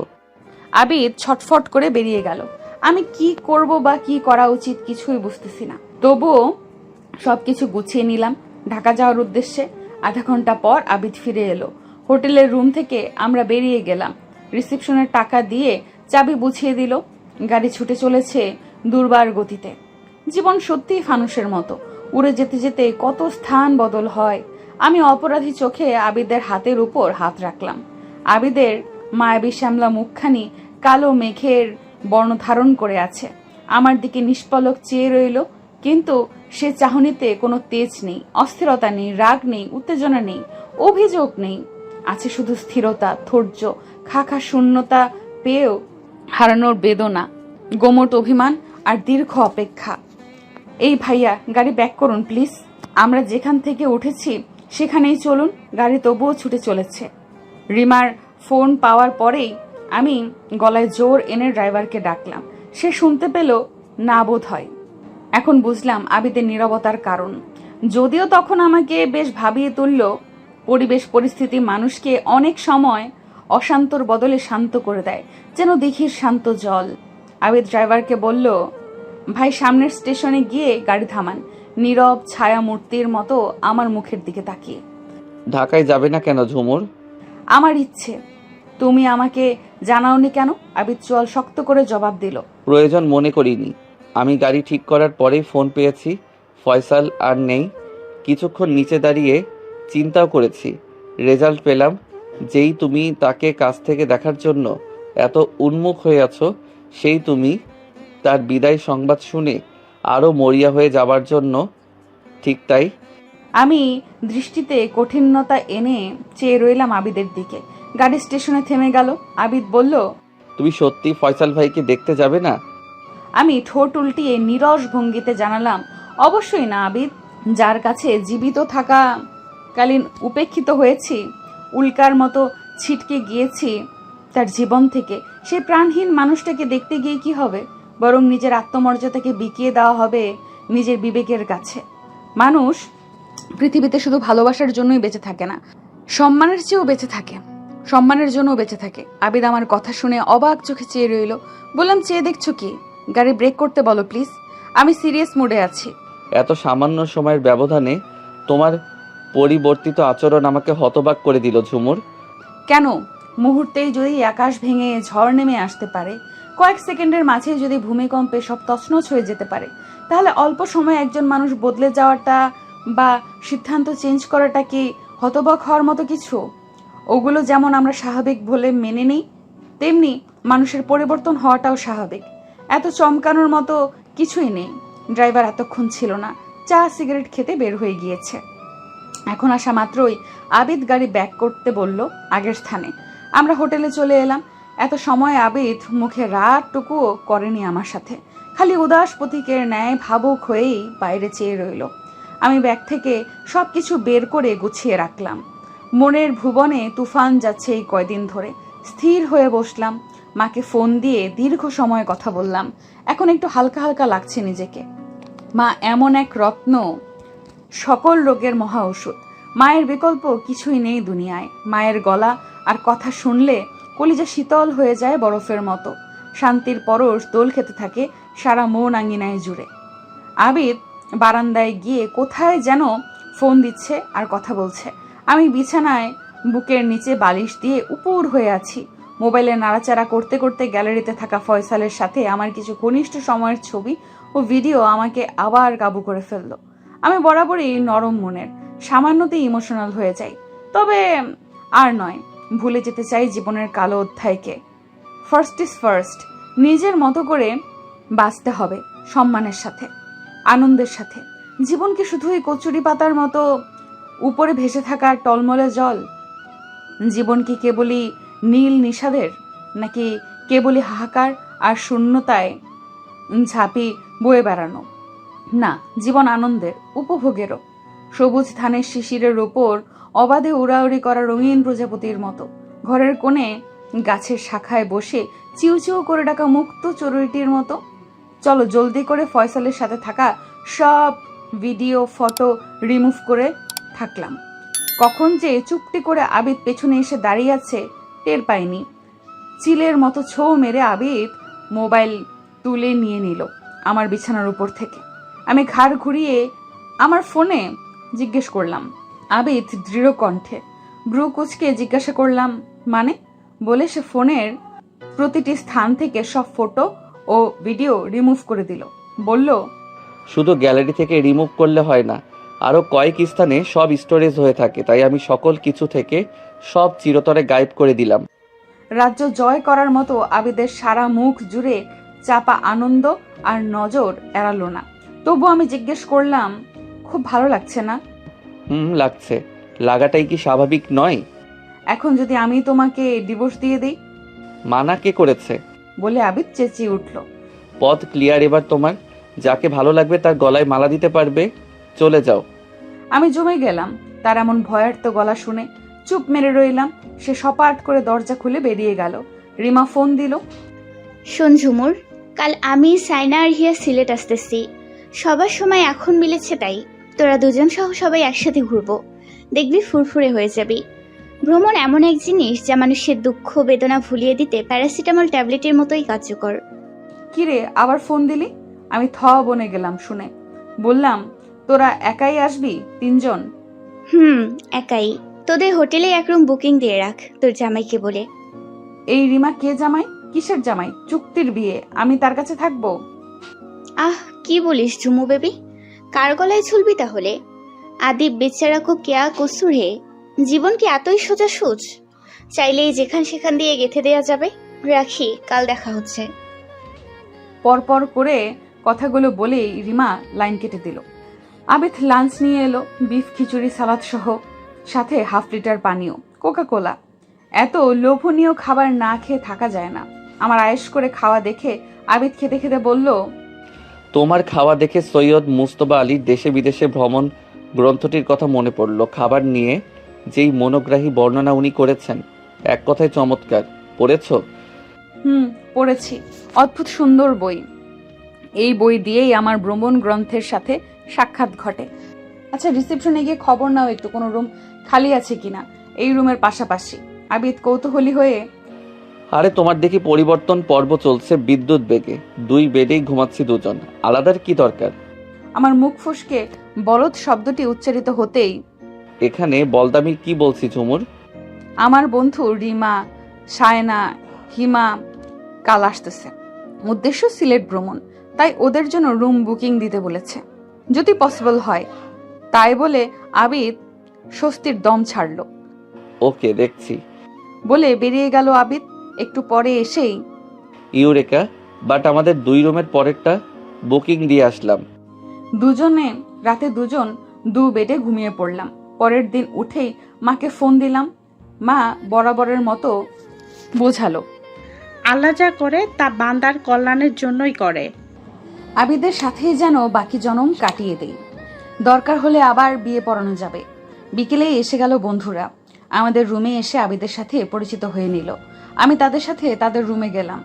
তাদের হাত ধরে কেঁদে ফেললাম, অনাকাঙ্ক্ষিতভাবে ঘটে যাওয়া ঘটনাগুলোকে স্মরণ করে। মানুষের শুধুমাত্র দুঃখের সময়গুলোকে মনে পড়ে। প্রিয়জনদের সান্নিধ্য পেলে আর একা থাকে।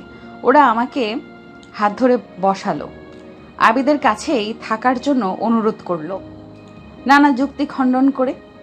বললাম, আসলে আবিদের দিকে মন ফেরাবার চেষ্টাটুকু করিনি এতদিন। দুঃখ বিচ্ছেদ আঁকড়েই পড়েছিলাম। অনেক রাত হয়ে গেল গল্প করতে করতে। আমি ওদের সাথেই ডিনার করলাম। তারা আবিদকেও ডাকতে বলল, আমি বাধা দিয়েছি। রুমে যাচ্ছে না দেখে আবিদ ফোন দিল। রিসিভ না করেই ছুট দিলাম। ঘুমও ধরেছে বেশ, নিজেকে একটু স্বাভাবিক লাগছে ওদের সাথে ভিন্ন ভিন্ন প্রসঙ্গ নিয়ে কথা বলাতে। রুমে ঢুকতেই আবিদ বলল, খাবার এনে তোমার জন্য অপেক্ষা করছি। ফোন দেইনি আরো আগে, ভাবলাম ওদের সাথে থেকে একটু চনমনে হয়ে ওঠো। উপস, ক্ষুধায় মরে যাচ্ছি, আসো খাই। সত্যি বলতে বন্ধুদের পেয়ে আবিদের মাথায় আসেনি আর। এতই ভোলা মন হয়ে গেল আমার। বললাম, আমি তো খেয়ে ফেলেছি ওদের সাথে। কি বলেই আবিদ চুপ হয়ে গেল। মুখে ঘন কালো মেঘ নেমে এলো। সরি আবিদ, তুমি খেয়ে নাও। না, খাবো না, ফেলে দাও খাবার। কেন যে মানুষ খায়? না আবিদ, ছেলে মানুষই করো কেন? আবিদ অমনোযোগের সাথে তেজ ঢেলে বলল, ছেলে মানুষে আমি করছি না তুমি? আমার কথাই ভুলে গেলে? আরে মানুষ একটা কুকুরকে পাললেও তো তার জন্য এতটুকু সিম্প্যাথি কাজ করে মনে। আর আমি রক্তে মাংসে গড়া জীবন্ত একজন মানুষ। লাইট অফ করো, ঘুমাবো। কাত হয়ে চোখ বন্ধ করে ফেললো। নিজেকে বড় অপরাধী মনে হলো। আবিদ ভুল কিছু বলেনি। ভাবছি কি করা যায়।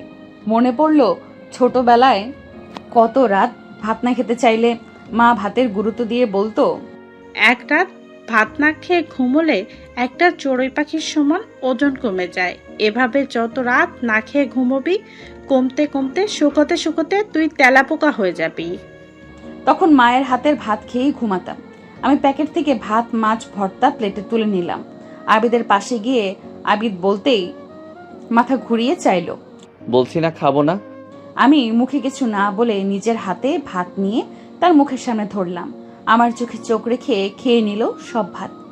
খাওয়া শেষে আলতো হেসে বললাম, প্লেট খালি করলো কে? আবিদ শিহরিত চোখে চেয়ে বলল, অমন হাতে ভাত কেন? বিষ অমৃত লাগবে।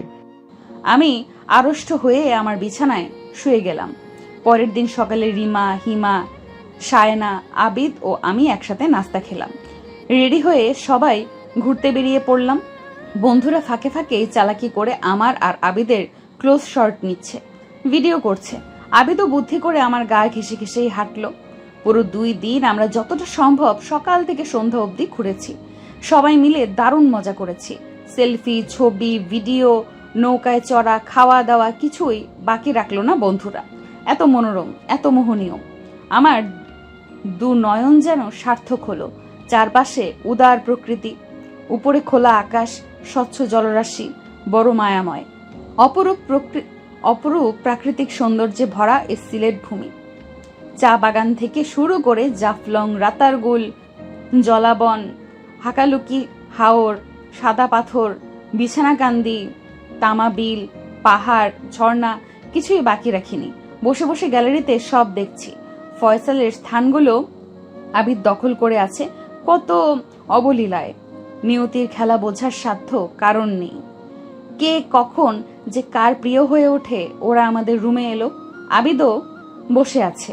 রিমা বলল, আবিদ ভাই এ পর্যন্ত অনেক টাকা খরচ করেছেন আমাদের জন্য। রুম বুকিং এ কত দিয়েছেন সেই টাকাটা শোধ করে দিতে চাই। আবিদ এক গাল সরল হাসি হেসে বলল, আমি এভাবে শোধ চাই না। তোমরা ঝুমুরের বন্ধু, তাই তার থেকে শোধটা নিতে চাই। হুট করে বোম ফাটার মতো হিমা বলে ফেলল, কাল আবিদ আর ঝুমুরের বাসর হবে। আবিদের মুখ চকচক করে উঠল রূপোর থালার মতো। আমি অপ্রস্তুত হয়ে গেলাম। চোখ বড় করে, হিমা তুই রুমে যা বলছি। ফাজিল। ওরা আমাদের রুম ছেড়ে চলে গেল। মোবাইল হাতে নিয়ে শুয়ে পড়লাম। হসপিটালে অচেনা নাম্বার থেকে মেসেজ এলো। স্তম্ভিত হয়ে পুরো মেসেজ বার 2 পড়লাম। ভেবে পাচ্ছি না আবিদকে এই মেসেজ দেখানো উচিত হবে কিনা। হিতে বিপরীত কিছু ঘটতে পারে। দেখালে যদি আবার আমার জীবনটা ফানুসের মতো উড়ে উড়ে গিয়ে আটকে যায় অন্য অচেনা বৃক্ষ ডালে। আর চোখে আবিদকে খেয়াল করলাম ইউটিউবে নিউজ দেখছে। আমি উদ্বিগ্ন হয়ে আছি বেশ। বিক্ষিপ্তভাবে চিন্তারা দল বেঁধে অনুপ্রবেশ করছে মস্তিষ্কের প্রতিটি কোষ থেকে কোষে। এই একটি মেসেজ সারাটি রাতের ঘুম কেড়ে নিল। আমার জন্য আরেকজন বিনিদ্র রজনী পার করুক তা একদম চাই না। এমনিতেই কম ঝক্কি ঝামেলা পোহায়নি আমাকে কেন্দ্র করে, তাই আবিদকে জানালাম না। জোর করে ঘুমানোর চেষ্টায় মগ্ন হলাম। গভীর রাতে ঘুম নামলো আখি জুড়ে। কখন যে ভোর শেষ হয়ে গেল, বেলা হলো টের পাইনি। আবিদ আমাকে ছোট্ট শিশুর মতো করে নেড়ে চেড়ে ডেকে তুলল। তবুও আমি হাই দিয়ে যাচ্ছি। বিছানা ছাড়তেই পারছি না। আবিদ গিয়ে জানলার পর্দা সরিয়ে দিল। রোদের কড়া ঝাঁজ ঠিকরে আমার চোখে এসে পড়ল। আমি তাকাতেও পারছি না। পিট পিট চোখে যাচ্ছি বিড়ালের মতো। আলসেমিতে উ আ করছি, হাই দিচ্ছি, এপাশ ওপাশ হচ্ছি বিছানার। আবিদ নিবিড় হয়ে নেশাতুর চাহনিতে আমাকে দেখছে। আমি তার চোখে চেয়ে লজ্জাতুর পাতার মতো গোপনে চুপসে গেলাম। পরক্ষণে 2 ঠোঁট ঝাঁকিয়ে জিজ্ঞেস করলাম, অমন করে কি দেখছ? আমি চিড়িয়াখানার কোনো আজব প্রাণী আফ্রিকার জঙ্গল থেকে ধরে আনা? বিরহ কাতর প্রেমিকের মতো কণ্ঠে রোমাঞ্চ মিশিয়ে বলল, একটি রুম, 2 জন নরনারী। একজন যুবতী, একজন যুবক। এরা নিপাট ভদ্রজন না হলে এভাবে সম্ভব? এরা মানব নয়, এরা মহামানব। বর্তমানে যেসব নিউজ হয় প্রিন্ট মিডিয়ায়, অনলাইন মিডিয়ায়, ইলেকট্রনিক মিডিয়ায়, সেই হিসেবে এই বিষয়টাও নিউজ হওয়ার মতো। পত্রিকার চিপাচাপা দিয়ে হলেও টিভি নিউজের নিচে শিরোনাম হওয়ার মতো। আবিদের কথা শুনে কুটকুট করে হাসছি। কিছু মানুষ আছে হাসির কথাকেও এমন সিরিয়াস করে বলতে পারে, না হেসে পারা যায় না। আবিদও সেই মানুষগুলোর একজন। সেই নিউজ লিখবে কে? আবিদ বলল, আমি লিখব। কি লিখবে? কি লিখব শুনো তাহলে মন দিয়ে। এবার গ্রামগঞ্জের ভিন্ন খবর। গাইবান্ধা থেকে রিপোর্ট করছেন জহিরুল। ফারিহা, আমি এখন দাঁড়িয়ে আছি সিলেটের সেই নিরিবিলি নামক আবাসিক হোটেলের সামনে। এখানে আবিদ নামের এক যুবক ঝুমুর নামের এক যুবতী মেয়েকে তুলে এনে বিয়ে করেছে। পরে জানা গিয়েছে মেয়েটি স্বেচ্ছায় এসেছে। তারা লুকিয়ে অবস্থান করছে এখানে একটি রুমে। চমকপ্রদ খবর হলো এই যুবকের স্ত্রী বর্তমান। আরও গরম খবর হলো এরা দুজন আজ অবধি শারীরিক সম্পর্ক স্থাপন করেনি, অথচ তাদের বিয়ের বয়স 4 মাস চলছে। শেষের বাক্য শুনেই আমি ঝট করে বিছানা থেকে নেমে পড়লাম। আবিদ হাত টেনে ধরল। লাগছে, ছাড়ো। দেখলে পাখি, কি কড়া ডোজ দিয়ে বিছানা ছাড়ালাম তোমার। ফ্রেশ হও, নাস্তা খাবো। আমি তো আর কারো মতো ভুলো মোনা নয়, নিষ্ঠুরও না। আমি তাকে চোখ পাকিয়ে ওয়াশরুমে চলে গেলাম।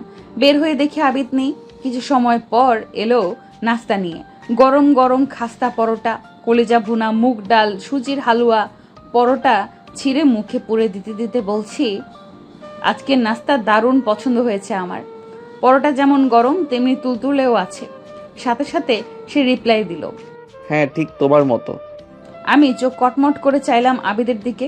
বললাম, একদমও ভুল বলিনি। তুমি যেমন গরম তেমনি তুলতুলে নয় কি?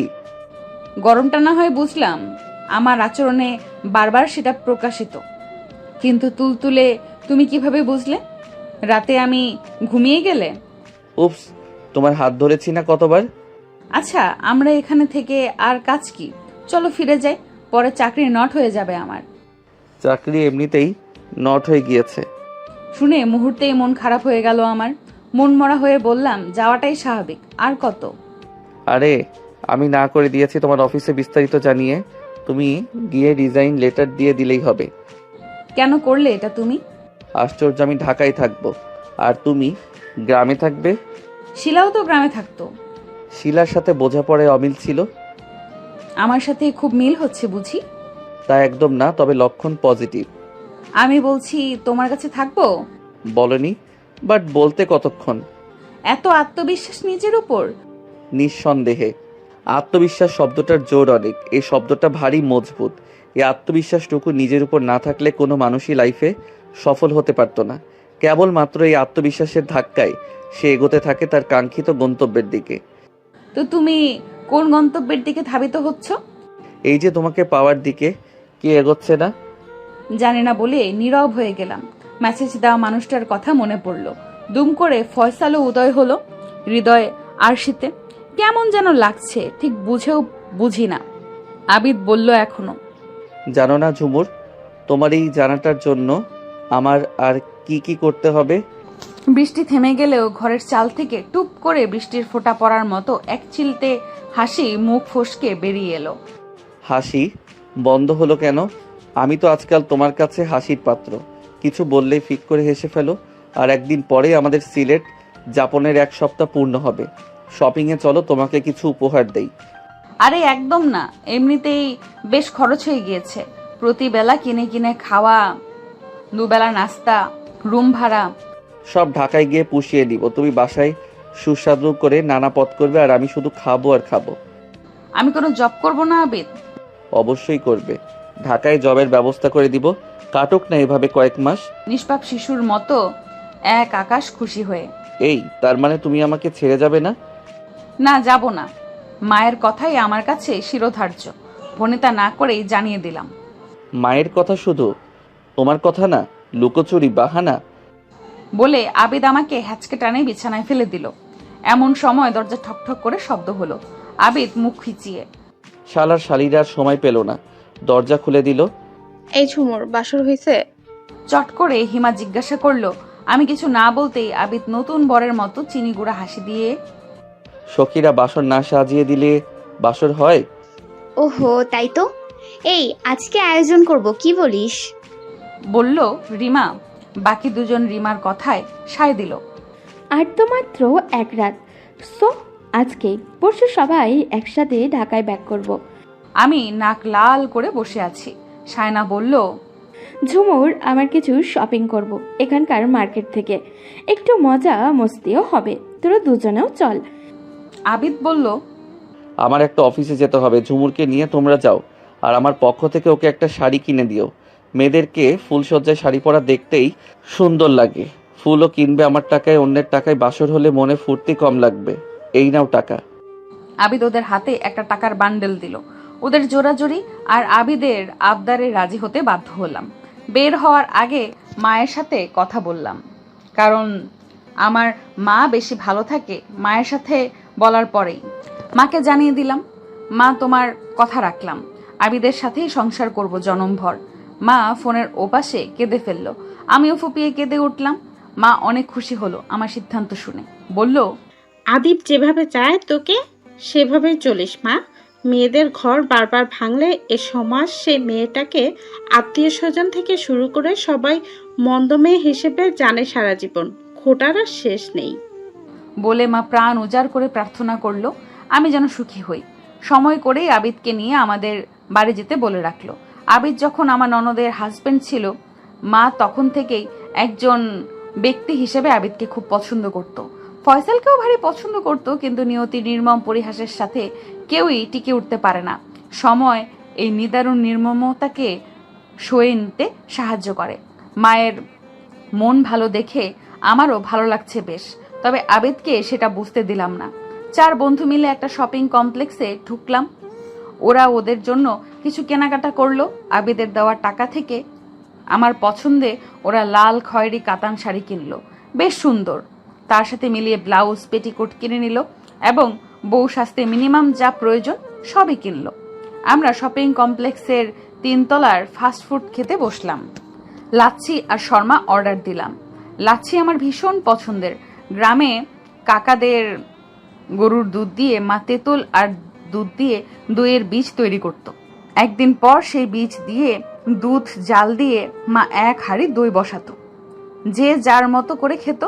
মা এমনিতেই খেত, বাবা দই ভাত খেত খেজুরের গুড় মিশিয়ে, রাসেল মুড়ি মিশিয়ে খেত। আমি 1 গ্লাসে অর্ধেক দই নিতাম। কাকাদের ফ্রিজ থেকে বরফ কুচি দিতাম, কিছু বিট লবণ দিতাম, 1 চামচ লাল চিনি। তারপর কাঁটা চামচ দিয়ে নেড়ে নেড়ে লাচ্ছি বানিয়ে ঘরের পেছনের দাওয়ায় বসে লুকিয়ে লুকিয়ে খেতাম। রাসেল টের পেলেই আমাকে খুঁজে বের করে গ্লাস টেনে নিত আর 2 চুমুকেই শাওয়ার করে দিত। শর্মায় কামড় বসিয়ে হিমা বলল, বাকি রয়েছে কাঁচা ফুল, হোটেলের পাশেই ফুলের দোকান আছে, সন্ধ্যার পর সেখান থেকে কিনে নিব।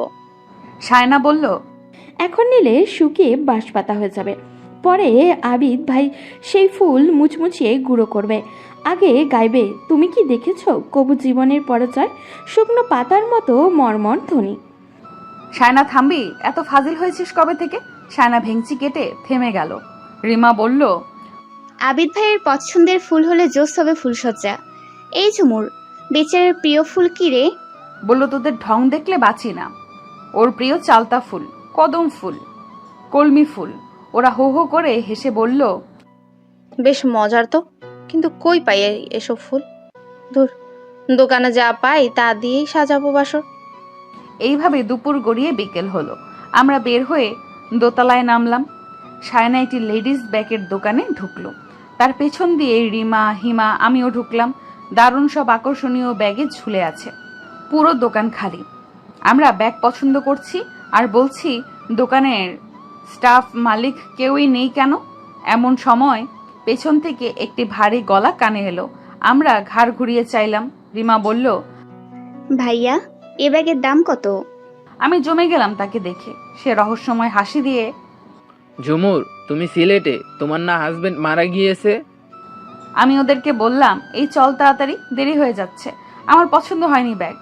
আমরা 4 জন পা বাড়াতেই সে খোয়ার থেকে খপ করে মুরগি ধরার মতো আমার সরু হাতটাকে মুঠোবদ্ধি করে ফেললো। বন্ধুরা খেপে গিয়ে, কে আপনি? ছেড়ে দেন বলছি ওকে, নয়তো পুলিশ ডাকবো। ছাড়ার জন্য ধরেছি? ওর সাথে আমার লেনাদেনা রয়েছে, তা মিটবে ওকে বিয়ে করলি।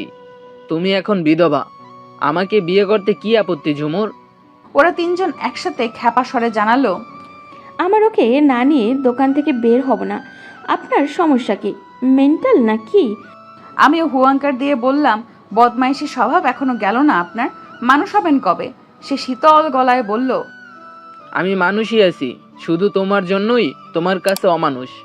আমি বিধবা নই বর্তমানে, সধবা। শুনেই সে হো হো করে হেসে উঠল উন্মাদের মতো। হাউ ফানি, স্বামী না মরতেই বিয়ে হয়ে গেল, আমাকে বোকা বানাচ্ছ? ওরা কপাল ভাঁজ করে আমার কাছে জানতে চাইলো, উনি তোর পূর্ব পরিচিত নাকি ঝুমুর? হ্যাঁ, ওনাকে যখন থেকে চিনি তখন ফয়সালকেও চিনতাম না। ওরা তিনজন মুখ চাওয়াচাই করতে লাগলো। দৃষ্টি বিনিময় করে বুঝে নিল তাহলে কাহিনী আছে। ব্যাটা এমনি এমনি হাত ধরেনি। এইদিকে সে ভেতর থেকে তার দোকানের গ্লাস বন্ধ করে দিয়েছে। ওরা তিনজন তিনটি টুল নিয়ে বসে আছে। হিমা বুদ্ধি করে আমার হাত থেকে আস্তে করে ফোনটা টেনে নিল। আমি যা বুঝার বুঝলাম। আমার ফোন থেকে আবিদের নাম্বার নিয়ে হিমা তার ফোন থেকে মেসেজ দিল সম্ভবত। আমরা চারজন, সে একজন, আমাদের দল ভারী। হার্ডলি ট্রাই করলে আমরা বের হতে পারি, কিন্তু আমি চাই আবিদ আসুক, এর একটা কঠিন শিক্ষা হোক। সে আমাকে নানাভাবে বোঝানোর চেষ্টা চালাচ্ছে। ঝুমুর, মিথ্যা বলে গুণা কামাও কেন? বিশ্বাস করো, আমি তোমাকে ভালোবাসি। আমি কোনো বাজে লোক নই, যে কারণে তুমি আমাকে খারাপ জানো। তোমার সে জানায় ও দেখায় ভুল আছে। এটা আমার দোকান। তোমার হাজবেন্ড মারা গিয়েছে শুনে রাতে তোমাকে মেসেজ দিলাম। তা না হলে এতদিন কোনো বিরক্ত করেছি? কারণ আমি এমন মানুষই নই। এখন তুমি সিঙ্গেল বলেই বিয়ে করতে চাচ্ছি, এটা কি আমার অপরাধ? কিছু একটা বলো। সিলেটে কবে এলে ঘুরতে? এইভাবে নানা কথায় সময় গড়ালো ঘন্টার মতো। রিমা গ্লাস টেনে বের হয়ে গেল। একটু পর আবিদ সহ দোকানে ঢুকলো। আবিদকে দেখে আমার কলিজায় পানি এলো। এত ভালো লাগছে ভাষাতীত। আবিদ দোকানে ঢুকেই ভদ্রভাবে তাকে বলল, অন্যের বউকে জোর করে বিয়ে করতে চাওয়া কোনো অপরাধের আওতায় পড়ে জানেন? আপনি যে এখন অভিনয় করে ঝুমুরকে বাঁচাতে এসেছেন তা বেশ বুঝেছি। আমার দিকে চেয়ে, বাহ, শুধু আমি খারাপ, স্বামী না মরতেই আরেকজন জুটিয়ে ফেললে, বলল সে। আবিদ ক্ষিপ্ত হয়ে তার শার্টের কলার টেনে ধরলো। সে আবিদকে ঘুষি মেরে বসলো বুকে। আমি আবিদকে টেনে ছাড়লাম। আবিদ আমাকে জিজ্ঞেস করলো, কে এই বেয়াদব? এই রাজীব, আমাদের গ্রামের ফয়সালের আগে থেকেই আমার পেছনে ঘুরতো প্রেম করার জন্য। নানাভাবে উত্ত্যক্ত করেছে। পরে তাদের পরিবার দিয়ে আমাদের বাড়ি বিয়ের প্রস্তাব পাঠিয়েছে। ততদিনে ফয়সালের সাথে আমার সম্পর্ক ঘনিষ্ঠ হয়ে যায়, তাই বিয়ের প্রস্তাব নাকচ হয়। এরপর আর কোনো ঝামেলা করেনি।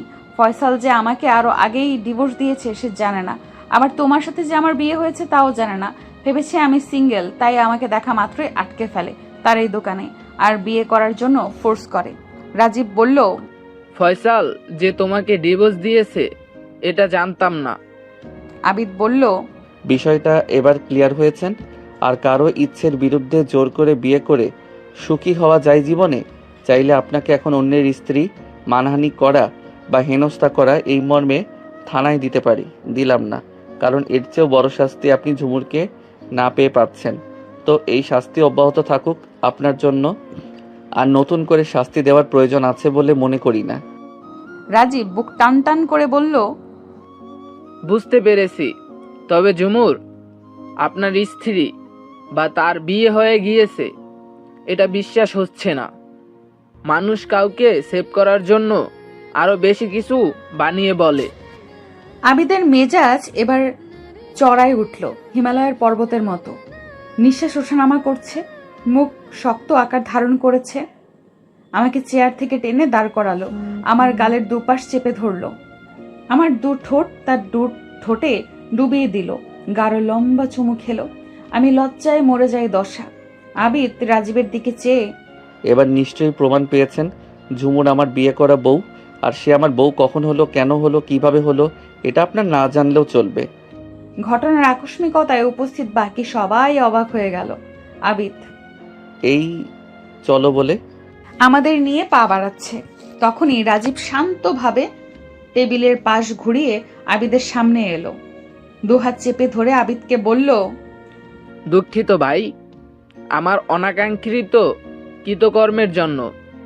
এমন এখন বিশ্বাস করছি ঝুমুর আপনার স্ত্রী। আগে থেকে জানলে এমন কখনোই করতাম না। ঝুমুর আমার এলাকার মেয়ে, সে হিসাবে একটা টান আছে ওর প্রতি। আমার দিকে চেয়ে বলল, ঝুমুর, ভুল বোঝো না আর রাগ করো না। মানুষ মাত্রই তো ভুল ত্রুটির ঊর্ধ্বে কেবল মাত্র একজন। জোর করেই এই পৃথিবীতে সব পাওয়া গেলেও কারো মন পাওয়া যায় না। আজ এটা বুঝলাম। আসলে অনেক দিন পরে তোমাকে চোখের সামনে দেখে মাথা ঠিক রাখতে পারিনি। আমার দোকান থেকে একটা ব্যাগ উপহার হিসাবে নিলে ভালো লাগতো আমার। না লাগবে না বলে বেরিয়ে এলাম তার দোকান থেকে। আমরা সবাই চলে এলাম হোটেলে। ওরাও আমাদের রুমে আসলো। রিমা বলল, মা গো মা, একটা তুফান গেল আচমকা। তুই আমাদেরকে এই রাজীবের বিষয়ে বলিসনি কেন আগে? অভিযোগের সুরে বলল সায়না। আমি নাক কুচকে বললাম, জনে জনে বলার মতো কি এটা? সেই কবে ঘুরতো। আর রিমাকে তো বলছি, আমাদের গ্রামের একটা ছেলে আমাকে খুব জ্বালায়, আমার সাথে প্রেম করতে চায়। নাম বলা হয়নি, তাই রিমা বুঝতে পারেনি এই সেই ইফতিজার। ওরা হেসে উঠল। রিমা বলল, যা ঘটে ভালোর জন্যই ঘটে। একটা বিহিত হয়ে গেল আর সে অনুতপ্ত হয়েছে, এটা খুব ভালো লেগেছে আমার। বোঝা গেল মনুষ্যত্ববোধ আছে তার ভেতরে। সায়না বলল, আবিদ ভাইয়ার মনে হয় লাগছে খুব তার খুশিতে। আবিদ পাশ থেকে বলল, সেও একটা দিয়েছে, আমিও একটা দিয়েছি, শোধবোধ। হিমা বলল, ভাই যা দেখালেন, ভিলেনকে বাংলা সিনেমার নায়কের মতো, এক কথায় ফাটাফাটি। আবিদ বলল, এটা না করলে সে তর্ক করেই যেত, তাই উইকেট ফেলে দিলাম এক বলেই। আমি কুকড়ে যাচ্ছি আবিদের বেশরম পানা দেখে। ওরা বলল, ওহো, আমাদের ফুল আনতে হবে না, এই চল নিচে নামি। আমি থামিয়ে দিলাম ওদের। এই প্লিজ, আজ না কাল। আজ আমার মুড অফ। তোরা রুমে যা, রেস্ট নে। আমিও রেস্ট নিব, ক্লান্ত লাগছে। সকালে দেখা হবে। ওরা বলল, আচ্ছা কাল যাই আমরা। ওরা চলে গেল। আবিদকে বেশ আনন্দিত দেখাচ্ছে। ওর সাথে কোনো কথা বলছি না, নিশ্চুপ হয়ে আছি। সে জিজ্ঞেস করলো, রাতে ডিনার কি আনবো? আমার পেট ভরা, বাইরে এটা সেটা অনেক কিছু খেয়েছি। তুমি পরে গিয়ে খেয়ে এসো। মাত্র তো সন্ধ্যা। বিদায় নিল। আমারও মন ভরা, বাইরে থেকে অনেক খেয়ে এসেছি, তাই রাতে খেতে হবে না। আমি জিজ্ঞেস করলাম, বাইরে কি এমন অমৃত খেলে যে মনও এত ভালো? কেন, সে খাবার তো তুমিই খাওয়ালে। আমি ঠোঁট কামড়ে ধরে কাঁথা মুড়ি দিয়ে শুয়ে গেলাম। কাঁথার নিচে গুটিয়ে যাচ্ছি শামুকের খোলসের মতো। সে আমাকে শুনিয়ে বলছে, হ্যাঁ হ্যাঁ, লজ্জা নারীরই ভূষণ, পুরুষের নয়। ঠিক আছে, ও ভাবেই থাক, গর্তের ভিতর ঘাপটি মেরে লুকিয়ে থাকে ইঁদুরের মতোই। আর বের হতে হবে না, আমার প্রশ্রয় পেয়ে এত কুয়ারা বেড়ে যাচ্ছ। আমি কাঁথার ভেতর থেকে শব্দ করে বললাম, আমি ঢাকায় গিয়ে এই গ্রামে মায়ের কাছে যাব। এসব বলে ক্ষুধার্ত বাঘের মন মেজাজকে অন্যদিকে ডাইভার্ট করা যায় না। সামনে সুস্বাদু কত লোভনীয় খাবার, অথচ খেতে পারি না। শুধু খাবারের জৌলুস দেখেই দিন মাস পার করতে হচ্ছে। আমি কাঁথার ভেতর থেকে দু ঠোঁট কাত করে ভেঙচি কাটছি আবিদকে। কিছু সময় বাদে চোখ জুড়ে তন্দ্রা নেমে এলো। ভালো আমি বাসি যারে, পাবো কি তারে এ? সে থাকে আমারই পাশের বেডে রে, সে থাকে আমারই পাশের বেডে রে। একটু ফিরে সে তাকায় না রে, একটু ফিরে সে তাকায় না রে।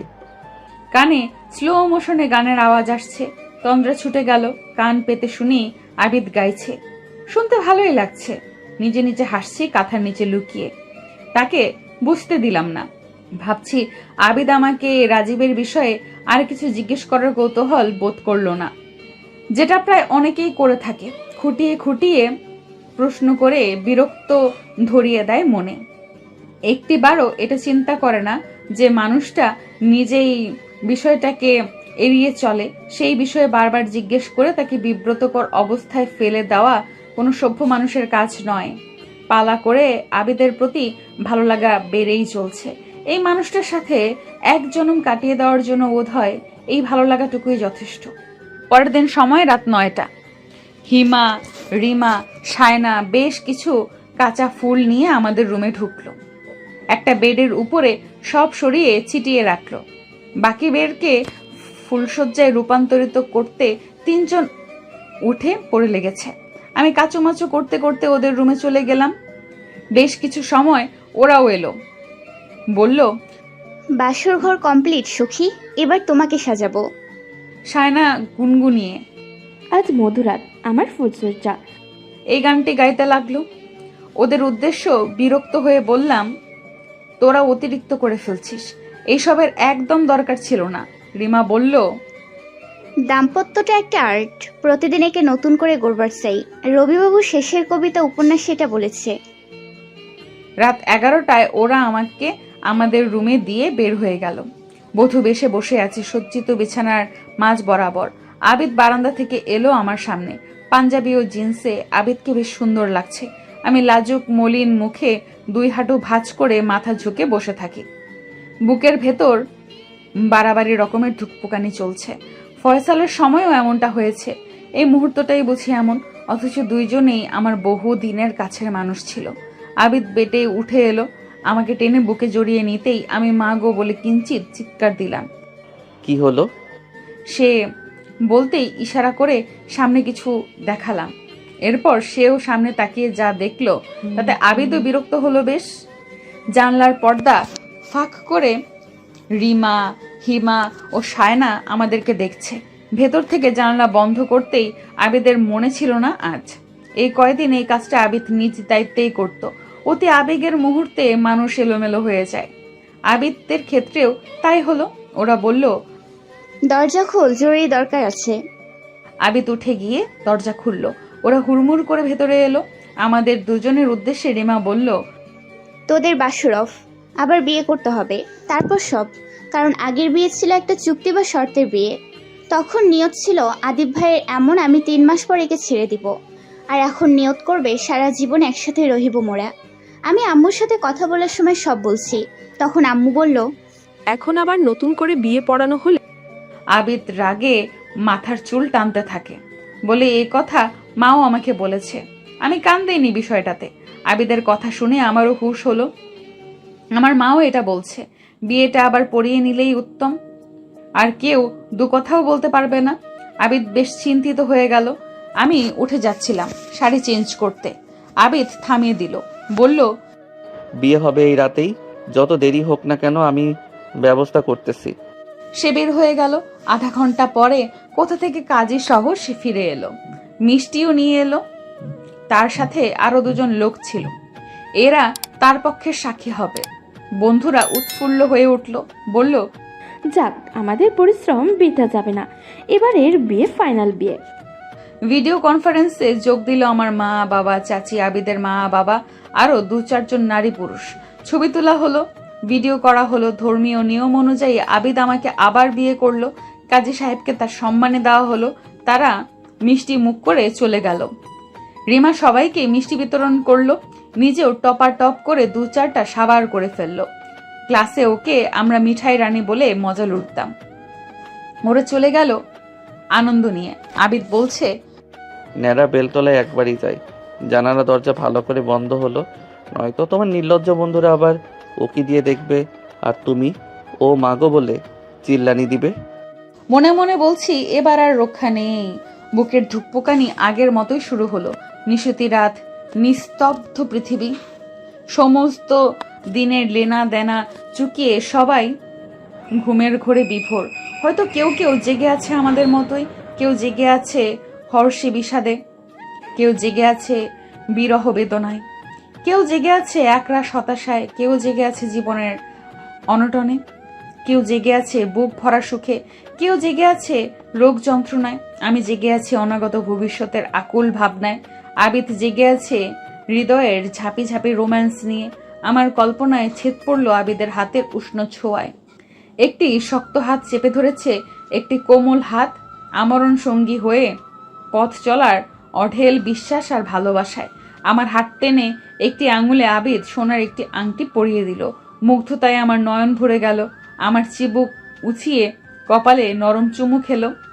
আমি গোপনে কেঁপে উঠলাম। বুকে আসো। বলে জড়িয়ে ধরল। অসীম ভালো লাগায় বুকের ভেতর তোলপাড় হচ্ছে আমার।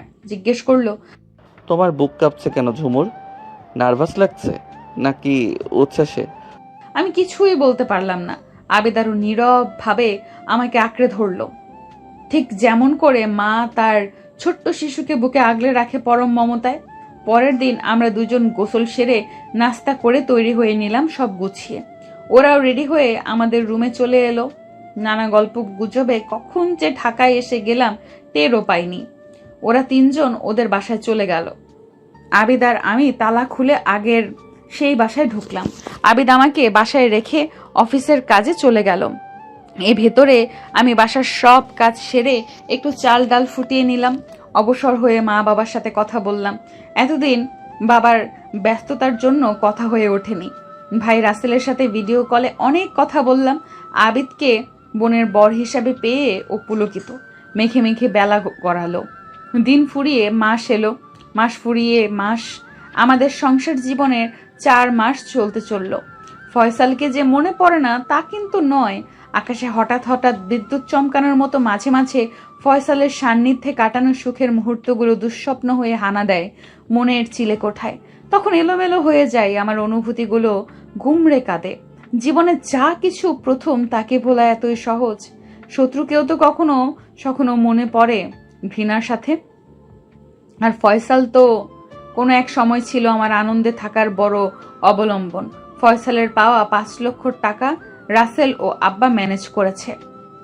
আব্বা তাদের বাড়ি গিয়ে ফয়সালের বাবার হাতে দিয়ে আসলো। যদিও আবিদ দিতে চেয়েছে, কিন্তু আমি একদমই হতে দেইনি। এই কয়দিন আমার শরীরটা ভালো যাচ্ছে না, প্রায় বমি হয়। আবিদ আমাকে ডাক্তারের কাছে নিয়ে চেক আপ করালো। জানতে পারলাম মা হতে চলেছি। আবিদের বাঁধ ভাঙা খুশিতে আমার চোখের কোণে আর্দ্র হয়ে উঠল। মা শুনে বাড়ি চলে যেতে বলল। আবিদ আমাকে নিয়ে গ্রামে তাদের বাড়ি গেল। তার পরিবারের সবাই আমাকে আপন করে বুকে টেনে নিল। সেখানে 2 দিন থেকে আবিদ সহ আমাদের বাড়ি গেলাম। পরে সে ঢাকায় চলে গেল। আমি তাদের বাড়ি চলে গেলাম বারবার শাশুড়ি মায়ের ফোন কল পেয়ে। শাশুড়ি মা আমার পছন্দের খাবার তৈরি করে খাওয়ান। আবিদের ছোট বোন অর্থাৎ আমার ননদ আরিশা আমার জন্য রোজ দুপুরে কিছু না কিছু টক ভর্তা বানিয়ে নিয়ে আসে। আমার শ্বশুর মসজিদ থেকে নামাজ পড়ে আসার সময় পাঞ্জাবির পকেটে করে এটা সেটা নিয়ে আসে খাওয়ার জন্য। আমি নুইয়ে যাই লাজুক লতার মতো ওনাদের এত মায়া মমতায়। ননদ আরিশা আমার হাত ধরে বলে, ভাবি এমন চেপে চেপে থাকো কেন? তুমি কি কোনো ভুল করছো নাকি? তোমার ননদ ছিল, তার তো কাছেই যেতে পারতাম না। তার নাকি প্রাইভেসির ব্যাঘাত ঘটে। কোন প্রাইভেসির ব্যাঘাত ঘটে তা তো দেখতেই পেলাম। ওর কথার লেজ টেনে শাশুড়ি মা বলে, বৌমা, তুমি আমাদের সাথে যেভাবে মিশে থাকো, শিলা তো তার ধারের কাছেও ছিল না।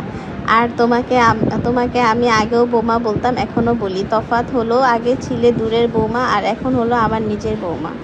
এই বলে উনি প্রাণ খোলা হাসি দিলেন। ওনার হাসি দেখে আমার ভেতরে এক দরিয়া প্রশান্তির ঢোল খেতে লাগলো।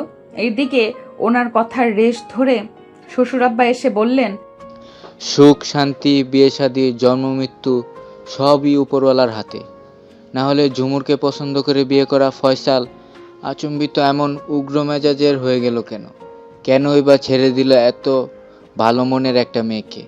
কেনই বা ফয়সাল বাইক অ্যাক্সিডেন্ট করলেও মরেও গেল? কেন আবার ফিরে পেতে চেয়ে আবিদের সাথে বিয়ে দিল? সেই ছোতায় তার বোনটাও পালিয়ে গেল। সবই মালিকের ইশারা মাত্র। এসবের উপর আমাদের শুকরিয়া আদায় করা উচিত। আমি মায়ের কাছে গিয়ে বললাম, মা, আপনার ছেলে বলেছে আমাকে আবার ঢাকা নিয়ে যাবে। আমি আপনাদের ছেড়ে যাব না। শহরে খালি রুমে দম বন্ধ হয়ে আসে। আরিশা এসে আমার গাল টেনে ধরে।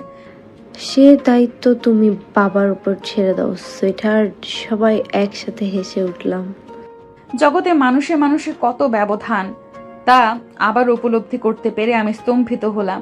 একদল নতুন মানুষের সাথে অফুরন্ত ভালো লাগায় সময়গুলো অতিবাহিত হচ্ছে। দিনে দিনে শরীরটাও ভারী হয়ে যাচ্ছে। 2 মায়েরই একান্ত ইচ্ছে 7 মাসের সাধের অনুষ্ঠানের আয়োজন করা হলো। দুই পক্ষের বিপুল লোকজন এলো, বহু উপহার সামগ্রী পেলাম। গতরাতে আবিদও এলো ঢাকা থেকে। আয়োজন শেষে বিছানায় যেতে যেতে নিশি রাত হয়ে গেল। আবিদ আগেই ঘুমিয়ে গিয়েছে।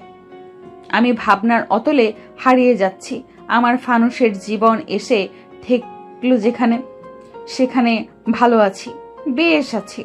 আগে ফয়সালদের সংসারের সব কাজ একা নিজ হাতে সামলাতাম। তবুও তার মা বোনের কাছে আমার অবস্থান ছিল অচল পয়সার মতো। আর আবিদের সংসারে আমি তেমন কোনো কিছুই করিও না। তবুও তাদের সবার কাছে আমি লক্ষ্মীবধূ আর মিষ্টি মেয়ে। অনেকের মুখে শুনতাম মেয়েদের প্রথম বিয়ে যে কোনো কারণে ভেঙে গেলে বা প্রথম স্বামী মারা গেলে দ্বিতীয় বিয়ে তার জীবনে সুখকর হয় না। আমার এখন এই কথা বিশ্বাসই হচ্ছে না। আসলে প্রথম, দ্বিতীয়, তৃতীয় বলে কোনো কথা নেই। কে কখন কিভাবে কার সাথে ভালো থাকবে, সুখে থাকবে, এটা সবচেয়ে বেশি নির্ভর করে মেন্টালিটির উপরে। ব্যাস, আর কিছুই লাগে না। তখন নুন পান্তা খেয়েও এক জীবন নিশ্চিন্তে পার করা যায়। মেন্টালিটি 70% মিলে গেলেই এনাফ। কারণ শতভাগ তওয়াত দুনিয়ার কোনো দাম্পত্য সঙ্গীরই মিলে না। প্রতিটি মানুষ আলাদা, তার চিন্তা ভাবনা, চাওয়া পাওয়া, হিসেব নিকেশ আলাদা। তাই না মেলাটাই স্বাভাবিক। গা জ্বালা গরম পড়েছে, ঘর ভর্তি অতিথি, তাই জানালা খোলা রয়েছে আমাদের রুমের। আবিদের ঘুম ভেঙে গেল। রাতের মৃদু ঠান্ডা হাওয়ায় জানালার পর্দা সরে সরে যাচ্ছে।